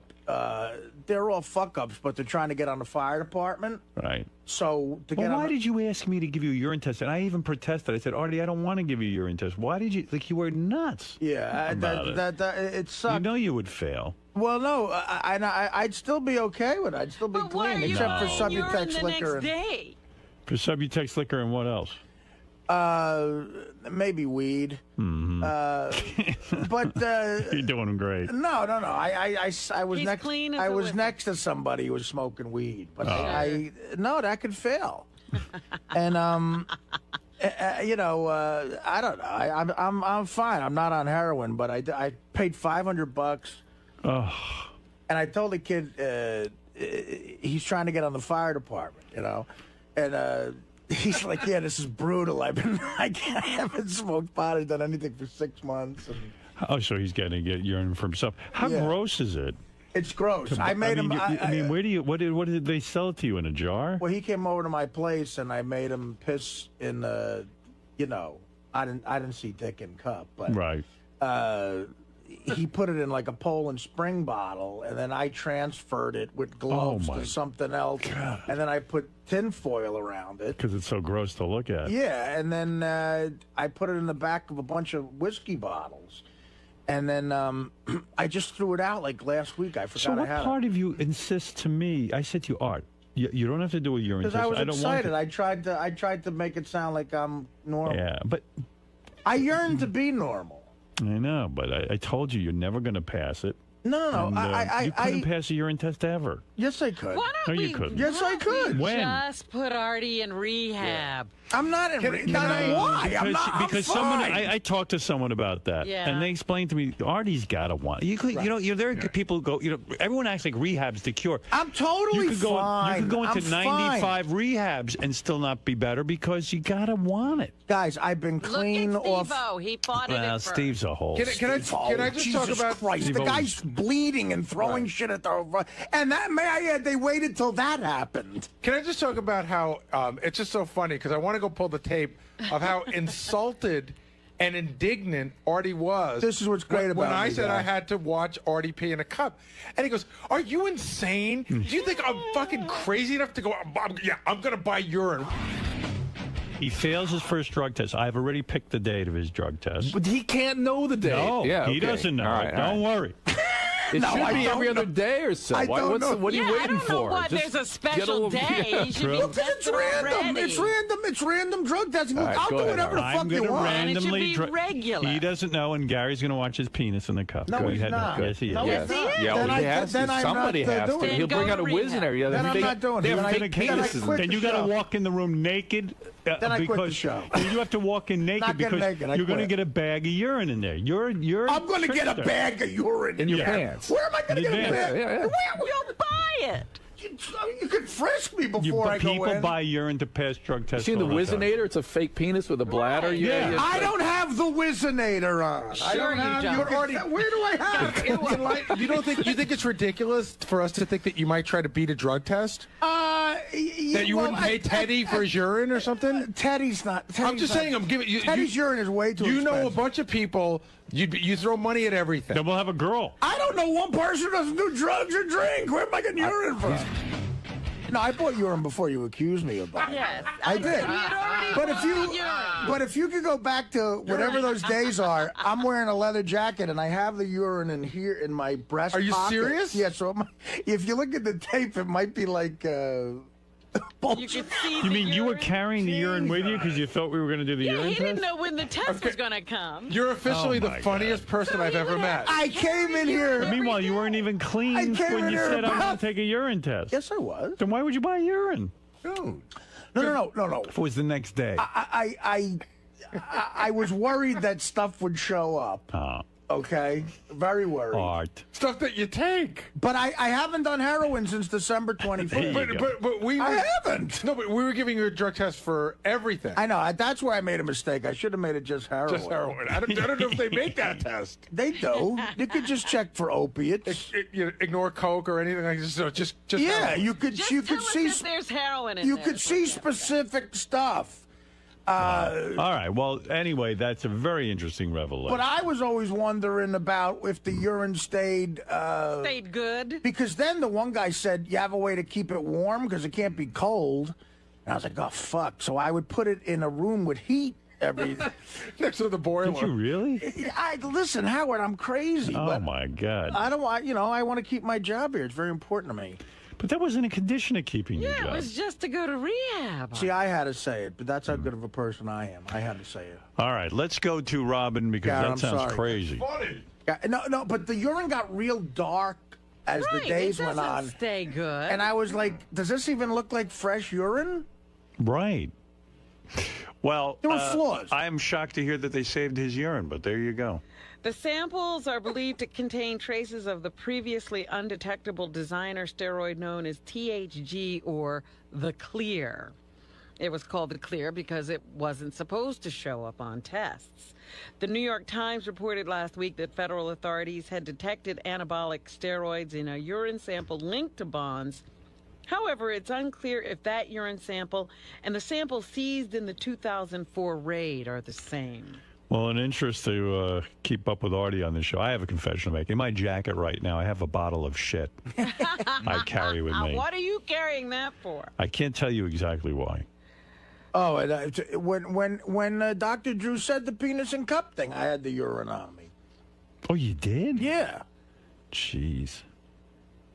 I was going to take it out. If you guys made me do the test, I was going to take it out and put it on the table. Oh, that's good. I should have done that. Fuck.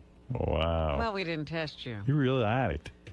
No, Howard, I'm a dedicated worker. Sorry. Oh. Who else? I'd break my ass. I'm breaking my ass ever since I was a fucking You're in a dark place, longshoreman. You're in a dark place. Yeah, well, you're right. Yeah, you are. But no, I'm okay. I'm okay, I think. Because if I can stay away from the hard shit, my life won't become chaotic. But, Artie, are you going to drink? Yes. No, I haven't had a drink. That's not true. How do you know? Because I know. Okay, well, let's go penis and cup right now. I have to watch. I haven't. You ask anybody at my gigs, I'm totally sober. I'm fine. Then why don't you take a real urine test? Because the Subutex, I was afraid I couldn't stay off the Subutex long enough. And, every once in a while you might have a drink. So you're saying there was no entertainment lawyer? No. He called you and said you shouldn't take a urine test? Yeah, he did call. See, for once, at least I didn't get fooled about that. No, he did call me, Yeah. the guy. Sure. 4 in the morning. But he told me the second book deal was up to 1.5. Harry, that is a great. Does this surprise you? No, nothing surprises me Really? anymore. Nothing surprises me anymore. But the only thing that Artie is the world's best liar. That's crazy. But although I wasn't buying into it, as soon as he said he didn't want to do it, I knew that there was something up. And when he got indignant about, what am I going to buy urine? But the fact that he had it on him in his pocket He was walking around with a bottle while of he's piss. yelling at me for saying, it's great. I said he's officially the funniest person I know. That is fucking funny. Now, you obviously can't believe anything now after Oh, I that. stopped believing before, but this is. I think what he just said is actually one of the funniest things I've ever You're heard. taking this pretty well. No, it's funny. Dude, so you're buying piss now? Yeah, man, it's terrible. It's one step above buying shit. Is that one of the low moments in your life? No, Buying urine? No, the lowest moment in my life probably was, I don't know, I'm trying to think. Having dinner with 𝗦𝗵cie down at Point Pleasant with Scott and some of his kids. That was a low moment of my life. Drinking piss is second. Let's have a moment with Steve Langford, who's really dedicated. He's a dedicated newsman. You gotta hand it to the guy. He takes his job seriously. Impressive. Go ahead. Let's hear what you got. Is Eric the Midget's next public appearance soon to be a victim of this devastating economic crisis, or just a complete and total lack of interest in meeting the angry little guy? Eric's set to meet and greet his fans at a Sacramento Kings game February 27, but so far only 2 tickets for Eric's appearance have been sold, and the guy who bought those 2 lonely tickets, we are told, now wants his money back. Is that true?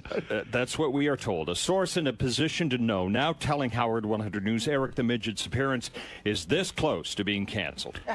Eric, I thought you said 200 people were going to be going to your appearance. Well, Johnny hasn't bought the tickets yet. That's what the 200 to 400 tickets to be sold. They were going to be bought by Johnny. Yeah, but I mean, if Johnny buys them, what's he going to do with them? I mean, that's how you're going to. So 200 people aren't buying tickets. It's just going to be Johnny Fratto bailing you out. You know, what do you have to say, Steve? Well, Johnny told us yesterday there is 0.0 chance of him buying any tickets to this. Really? Yes. Eric, Johnny's telling you news. He's not buying any tickets. How do you get that so wrong? The shithead. I don't have it wrong. Steve said... He said to me that he would consider it. Eric, the loser. And if the team was better than they are, then maybe people would come see this meet and greet. Eric, the asshole. Maybe if I was doing it for the Lakers, which I've asked Johnny to set that up. Yes, Gary. Hey, if you go to Gary page 1, there's a funny piece of tape. So this whole thing starts out where Eric calls Johnny Fratto at like 2:30 in the morning to say, "Hey, you got to buy up all these tickets." It's in the left hand. It's in the left-hand corner. Don't play the first one. That's just Eric going on and on. Yeah. But Johnny calls back. It's the funniest thing because you can hear the baby screaming and wailing. Johnny's like, "Don't ever fucking call here at 2:30 in the morning." The second one? Yeah. Okay. Eric, how in the world do you wake me up at 2:30 in the morning? You want me to buy 200 tickets? What are you, nuts? If you call late like this again, I swear to God, I'm going to get a fucking screwdriver, and I'm going to come up there and I'm going to take you apart. You don't call in the night, you fucked me up. I'm definitely going to get even with you now. All right. What are you doing? The guy's a family man. You're calling him at 2:30 in the morning? And bugging him about buying your tickets. Eric, you can't be for real. I am. Why did you call him at 2:30 in the morning? There's never been a problem with it in the past. You know, if someone calls your house past 10 o'clock at night, they're fucking rude. 2:30 in the morning? And when you have a baby. Oh, my God. Well, he does. He has another baby, as Eric the Midget. Eric the Midget. You're a baby. Well, you don't make not, any you sense. Jackass. You don't call someone's house with your needs at 2:30 in the morning. It's a babyish thing. It's like behaving like a baby. I mean, you're not even. It's not urgent to buy these tickets. You don't need to call him at 2:30 in the morning.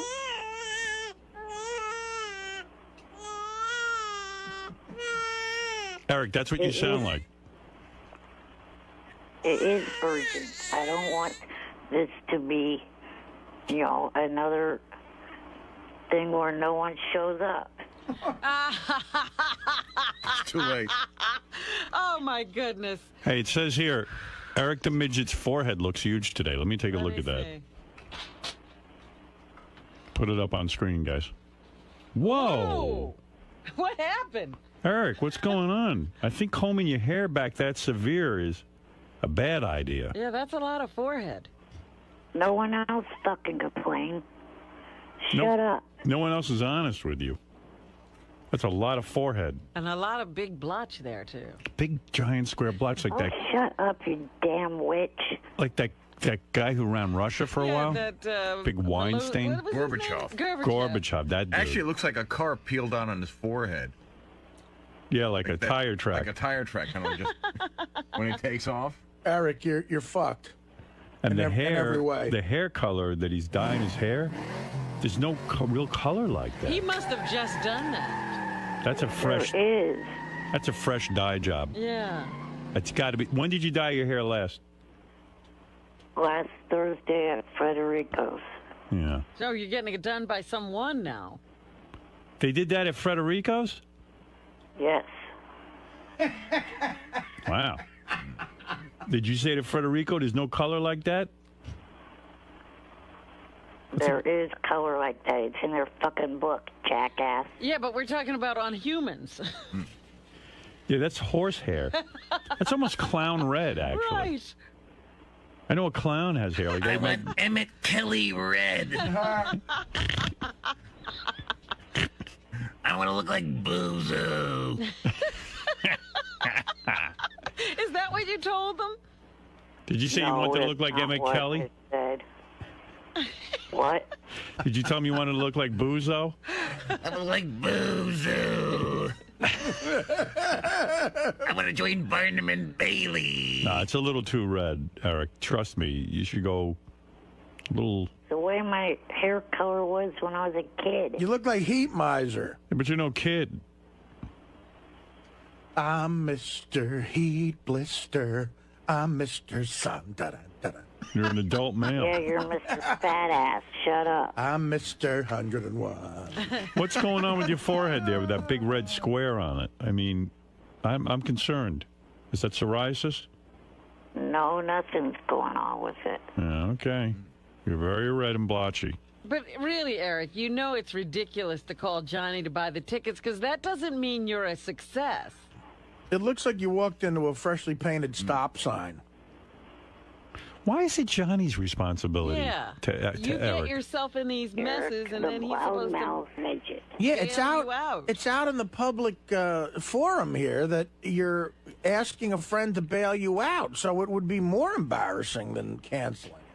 And so Johnny will have to get 200 of his friends to show up. Did you hear the guy who bought the 2 tickets for your appearance wants his money back? I don't fucking think so. Steve, how do you know that? An extremely good source. Hear that? Oh, whatever, you Canadian jackass.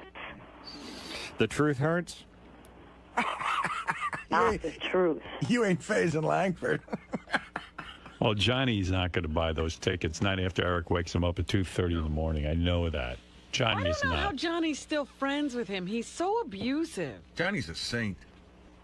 Johnny's a wonderful man, but I think he's at his wit's end. I don't know. It sounds like he's done that with a screwdriver before to other people. Hey, why does the guy who bought the 2 tickets want his money back? Maybe we could get to the bottom of the problem that way. Do you have any ideas, Steve? I don't have the answer on that. You didn't say to him, why do you want the money back? We'll have to look into that. All right, thank you. He came to his senses? Wouldn't he have a lot of time with Eric? I mean, if he's the only guy who shows up. It'll be a night with Eric. Yeah, I mean, he could have exclusive time with Eric, you know. And this is a guy who gets $40 for just a phone message, so it seems like it would be a good deal. And Eric, there's nothing worse than doing an appearance where it's 1 or 2, like, really obsessed lunatics who show up. Which, by the way, visit my store at jfsc.tv/ETA. By the way, you should know this. At my book signing over the weekend, someone asked me to sign a picture they bought off your website, Eric, and he, like, drew a bunch of cocks on your face, and really, like cocks that Eric's sucking, and oh my God, yeah, it was really defaming it. I don't think you're allowed to do that legally. I think for another Draw 5. a cock onto Eric's mouth? Yeah, like big. It wasn't good art, but it was a cock, clearly. That doesn't sound very nice. Yeah, and it has the cock. Eric, how do you coming feel people are buying your picture and drawing cocks on your face? That's not cool. Right. It looks better than the enormous red blotch on your face. Actually, Yeah, you're just absolutely enormous. Period. Actually, you should sell it like that. I'd buy a picture of Eric with a big cock in his mouth. Oh, I'd pay an extra 20. Yeah, Eric, maybe you ought to start drawing the cocks. Thank you, Eric, and appreciate the phone call. Bye-bye. Bye. Good luck getting some midget pussy this weekend.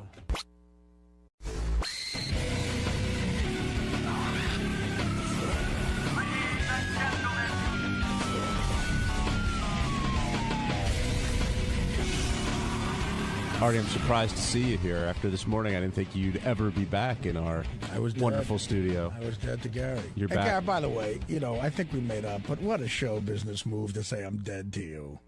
That's like a producer, like, Artie's dead to me. That's like what Jerry Bruckheimer says to you. I got to be honest one of his charity hockey games. I got to be honest with you. I'm not so sure we made up. I mean, Howard said we made up, but we didn't Listen, really. We never really made up. I came in here today to really tell out. 1/10 of the audience that heard you this morning you're sorry. Well, what do you mean? We don't have the listenership that No. I said this today. I think I made this point today when I said that I came in there today mad and I wanted to say mean things because I was mad, and I said some things I didn't mean. But see, you have to seriously. How do I know you didn't meet him? That's me, man. That's the tough part. Like you said, That's me. It's like, you know what I'm like? I'm like David Niven in the Pink Panther. It's all a lie. But it's it's so hard to tell. You have to pick and choose. I've lost my credibility with you and Will. And others. And I give Will some credit, at least, for having the balls to come in, because he's not the only guy that... I like No, Will. but Will's not the only guy that grabs my ear and says shit. He's just the only guy that had the balls to come in and Who the fuck says shit? A lot of people. You both break each other's balls, but it seems like there's an underlying level of animosity between the two of you, and neither of you guys know where it's coming from. No, John. That's true. And it's true that there is, and it's true I don't know where it's coming from. I was very hurt by what you said on the wrap-up show.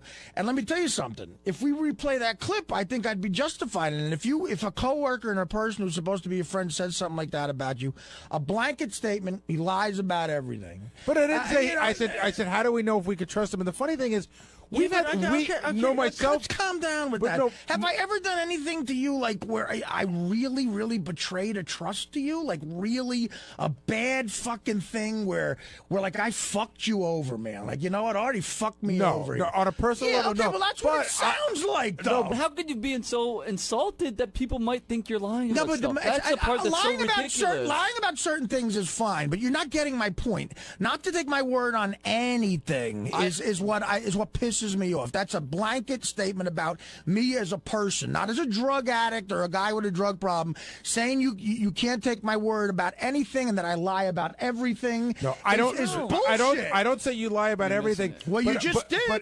And you know what? I didn't mean that. What I do mean is that everything is now in question in my head. That doesn't mean you lie about everything. Then, it means everything's in question. Then that's your problem, man. It's a problem that's not that hard to have. It shouldn't be in question. It shouldn't. And I'm not the only one. I give Will credit. You keep saying that. You're not the only one. Because Will's the only.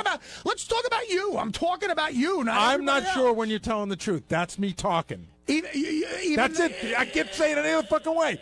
I'm not positive when you're telling the truth anymore. Tell me one time outside of like drug stuff you think I've lied to you. I don't know. I'd have to go back and look at it. Because I've never done it, Gary. I guess not. Of course I haven't. You want to get on here and be interesting by just calling me a fucking liar. So I'm not taking it anymore. Okay, you said how you feel, and I said it's tough to know. All right, okay, good. It's tough to know then. I'm sorry you can't figure that out. Listen, I'm entitled to an opinion, Artie. Okay, then it's a dumb opinion. I'm entitled to I'm entitled to think it's a dumb opinion. And you're totally entitled to think it's a dumb opinion. It's all entertainment, Gary. But how do I know when you're entertaining me or not? If you don't know that, then you are a monkey. What are you talking about? If I say something so I funny, should know that you might have lied about not going to the shrink?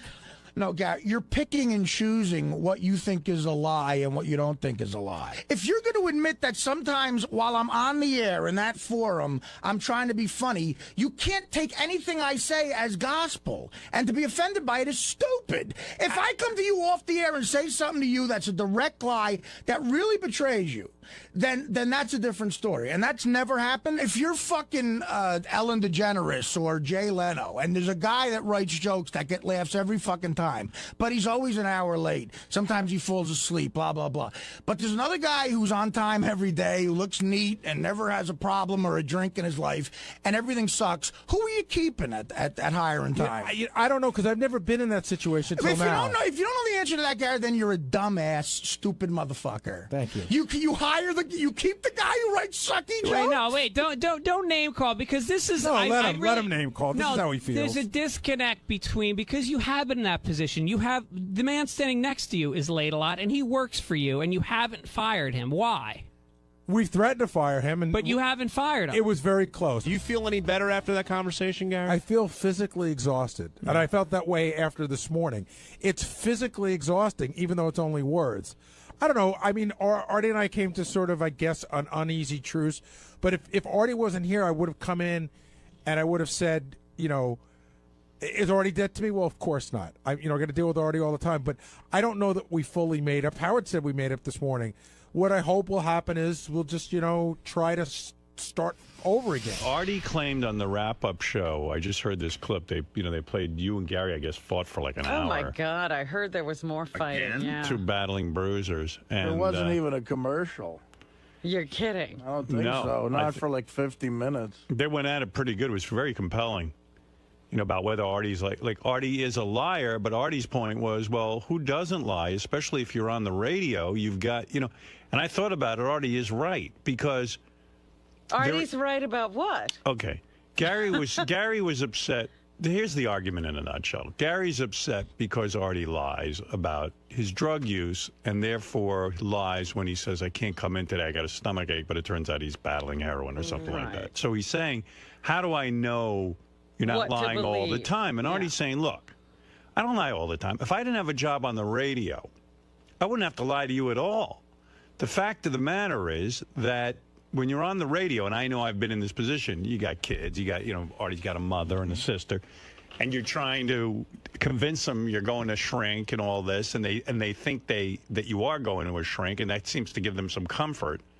So then he gets on the radio and he goes, well, I can't tell everyone I'm not going to the shrink, because then my mom's going to find out about it and they're going to wreck fucking my life. It's sort of like the Bill Clinton lie about not having sex with Monica Lewinsky. You can't tell everybody because Hillary will hear. Right. So, but Gary said, look, Artie, it's my prerogative to feel shitty that you lie to me. He goes, but Artie goes, but you lie to everyone too. Everyone lies on the air. It's like there are times you just have to.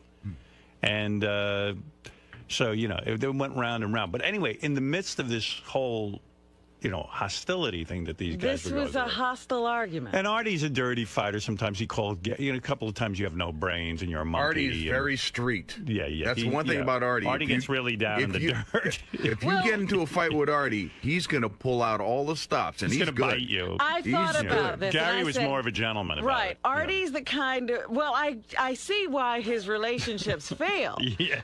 Do you, Robin? You point that out to me? Well, everyone can see that. Yeah, because Artie immediately tears everybody apart, and then he wants to fix it by saying, I'm sorry, but people can't forget what's said. I say things that you can't take back. Yeah, absolutely. You do say some bad things. I've said some things to Dana that I can't take back. But anyway, Artie was saying that he knew right away that I had a nose job. Very obvious.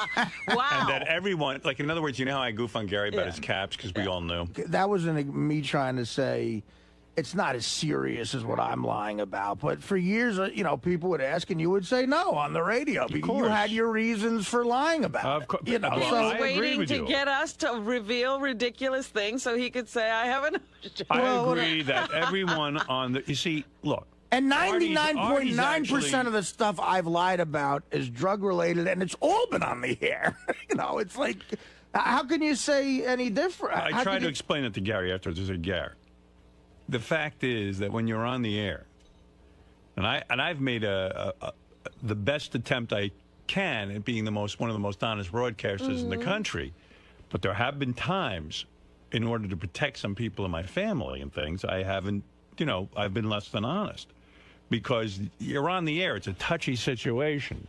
And you do have kids, and you do have, you know, situations where... Other people have not agreed to be so revealing. Yeah. Definitely. So, you know, when someone asks you a question and involves someone else, you're like, oh, how do I be honest here? And so you can't be 100% honest on the air unless you're insane. And in terms of disrespecting the show, I love the show so much, which is why... Eventually I come clean, because I think that would be fascinating to people. Like, I didn't have to sit here and say I bought piss. I didn't have to say I did shit my pants doing coke and a pig got. So where do you and Gary stand? I do that because I think it'd be compelling for the show. Where do you and Gary stand? Well, I called Gary Friday. Oh, did you? Because I did. I felt bad, and it got heated. It did, and we had a good conversation. And look, I apologized to him, and I even said there's no need for you to apologize to me. Do we you had a think nice that's talk. the end of it? I hope it is, Robin. I don't know. I'm in a bad way lately. I had an issue happen personally that was kind of shitty, and when, this weekend? Last week, and I don't know. Lately, getting out of bed, the depression has been like fucking. Like, I've had what I call 2 great depressions in my life. Where are you in one of them now? It feels like I'm going into one where I might have to get some medication again because I just can't get out of bed. It's like a wet fucking blanket. It's just bad depression. Like all the symptoms I used to have. Really? So yeah, you like don't seem so depressed right now. Well, he's working now. I could. I've worked through the other ones too, but I don't know.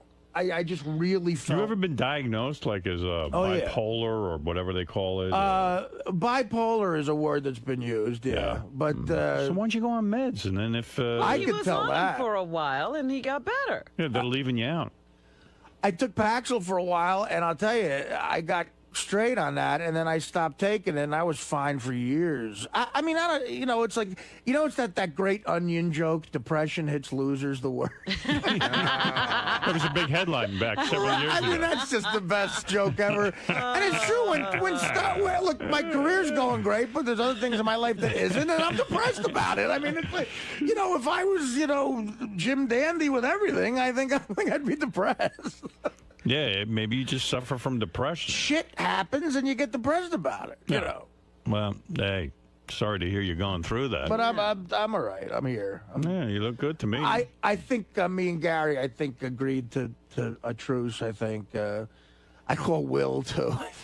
I call John Hine because John Hine got hit with some residual shit. Really? He hit everybody. He only got splashed, though. No, I just said I fucked on the wrap-up show, and I don't think John likes that, Yeah, you said you don't like the wrap-up show. You said it's a bad broadcast. Clearly, I love it. I'm always listening to it. Would it be fair to say your professional life is annoying and your personal life is a 2? It's all annoying. Annoying. Everything's annoying. It's right. Annoying. I forgot about that. Yeah, my personal life is a 1, I think. Let's see. Yeah, well, there's a ton of email about this. I'm sure. Some attacking Artie, some attacking Gary, some attacking me for not sticking up for Gary, calling me a pussy because you let Artie walk all over Gary. Oh. Listen, these two guys had an argument. I told you where I stood on it.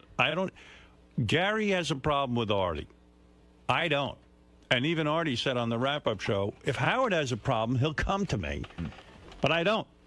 Artie said Howard thinks it's funny when I fall asleep. Gary and Artie, how did the falling asleep come into it?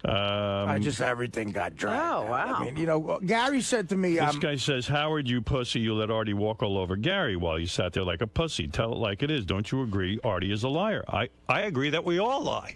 Why don't I mean? But when 2 staff members argue, Howard always lets it go. I mean, it's funny. If I interrupted that, I would have gotten such shit email like, "Why can't you let anybody argue?" Right. Yeah. Why do you have to make it about you? You're always going to get shit. Right. What did you say that? I mean, listen, Artie and I definitely have issues with each other, but Artie's the one who brought it up the other day. In other words, I wasn't looking to pick a fight with Artie. Right. He was mad at something I said. Well, no, you were on the wrap-up show, and you had said that Artie is a liar and that it really bothers you, and you don't trust Artie about anything anymore.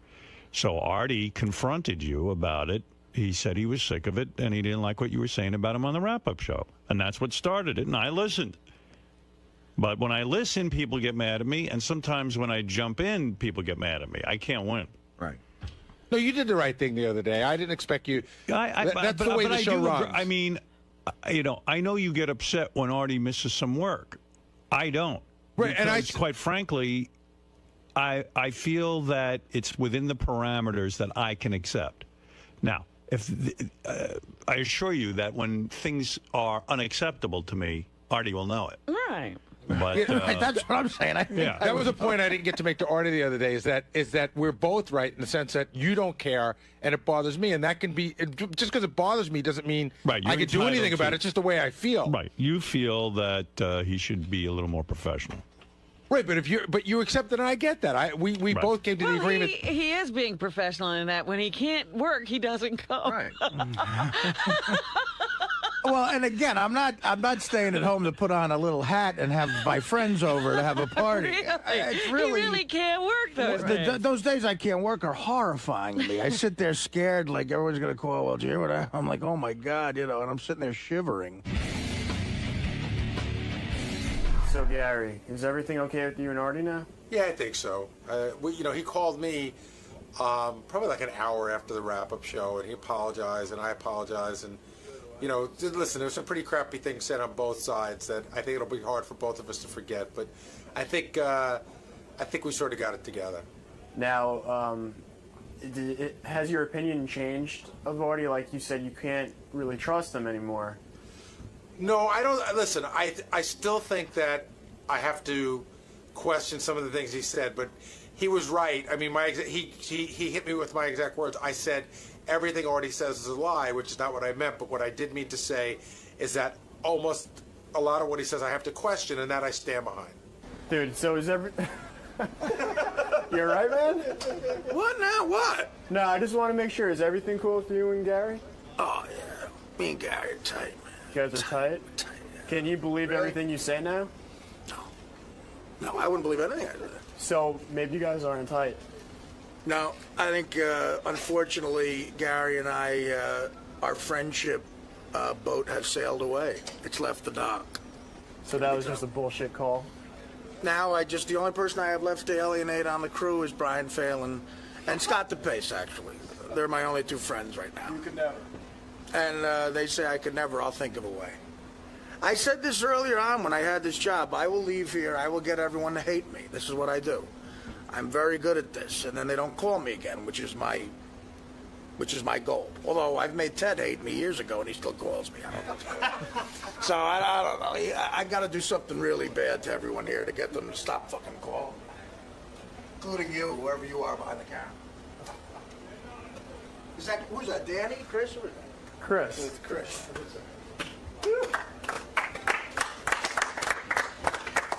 Thanks, guys. Don't come back.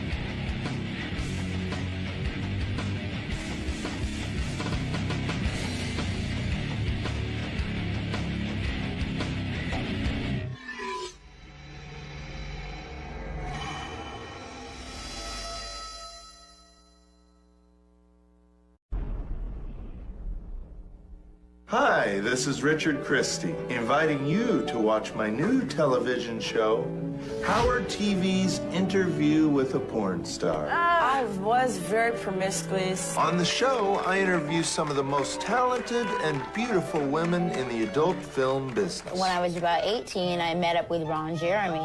You and I both know that not all artists work with oils, watercolors, or clay. No, sometimes they work with vibrators, dildos, or rubber fists. Did you write all that yourself? Howard TV's Interview with a Porn Star. New episodes premiere every week, only on Howard TV On Demand. Turns me on knowing that I'm turning on other people. Norm Macdonald, and I'm going to go see Howard Stern and talk to him on the radio. What's going on, man? Anything new? Just what I told you. I just fucking told you. So you just here to hang out? No, I told you word for... You have it on tape. Why are you asking me? So you're here to talk to Howard? I'm here to...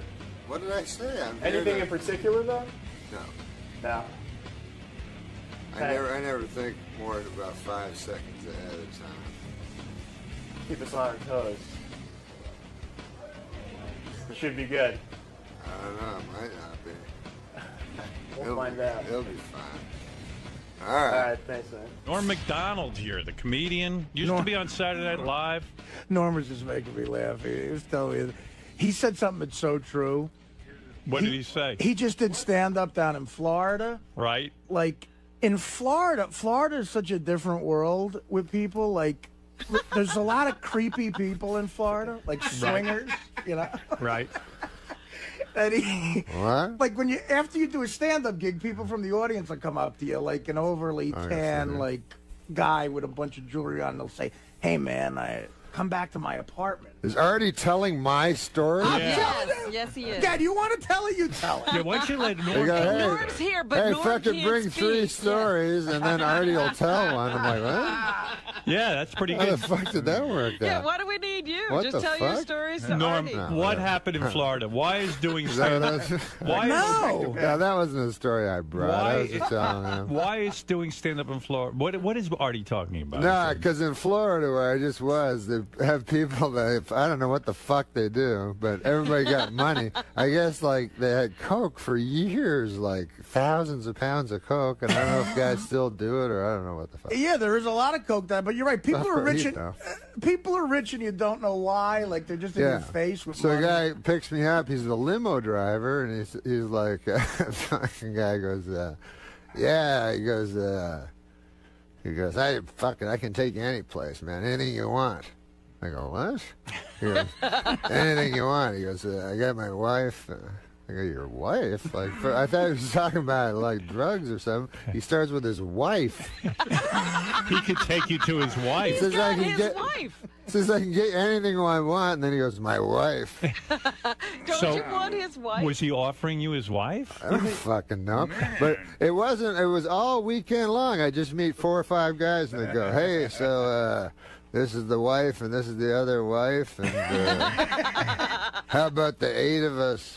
Oh, yeah? Well, they wouldn't say it right out, but you kind of go, oh, what are you talking about? Why are These so guys many- are trying to deal you their wives? No, they all want to swing. No, you they don't want know to what the fuck. You don't really know what the fuck's going on. 'Cause How they don't come- come why- right out and say they want to fuck you. Why does everyone want to swing with you, do you think? I mean, Not are me, you so- anyone. No, anyone. they ask. I've gone deeper into the conversation than Norm did with these Yeah. people because it's fascinating, and I wanted drugs. But no, it they'll involves tell drugs you. like crazy. They'll tell you eventually. Like, look, there's me, and this is my wife, and this is her friend Nancy, and this is my friend Ed. You know, Yeah. and we'll get some Ed's ecstasy. where it becomes problematic. Nancy was fine. Yeah, Ed's a everything's problem. going good. All of a sudden, Ed, what the fuck? And Nancy's usually 46. Who the and fuck she's had is work Earl? done. Who the fuck was this guy? Nobody told me about a guy come out of a closet whacking off with his half hard cock. Where the fuck did he come from? Wait, they say we'll all Things go were to... going really well in the fantasy. You, Nancy, and Shirley, and suddenly Earl walks in. Yeah, what the fuck? You never told me. And then they're like, well, if we brought it up, we thought you'd say no. Of course I'd fucking say no. Earl was an afterthought. There's always a hot tub and ecstasy and pills, and they go, come back and we'll all fuck. You know, I don't want to fuck anybody. Like I lived in, you live in a hot climate. You live in a hot climate. There's not a whole lot to do. You rely on other people, and it becomes like an orgy state. I think that's what happened. I think, you know, like I lived in Detroit for a while, and there wasn't a lot going on. That's different. And people just sort of, yeah. When I lived in Detroit, people would just sort of congregate together because there wasn't a lot of outside stimulation. You relied on others. Right. Detroit was mostly rape. No, not you're talking about the suburbs. I'm talking about in the suburbs of Detroit. You know, Detroit itself is a horror scene, but people would begin to rely on each other for entertainment. I think that's what happens, and then there's this weird, creepy thing that happens where people just start having sex with each other. Celebrities coming to town, and we kind of know he wants to party, and he can fuck my wife and her friend, and I'll fuck him. There's a lot. That's kind of unsaid. Yeah. You know, the part about where a guy's fucking me. Who's taking them up on these offers? They at must the end be of the working. night. A lot of comments. I guess the idea is... Doug Stanhope. Doug Stanhope. So anyways, I go, no, I go, listen, basically, I'm not a fancy guy. Fred, you know that. Really? I always thought of you as a fancy My guy. thing is, like, for a sexual encounter or something, I like to lie on top of a lady. I don't need a lot of fucking shit going on. One girl will do it.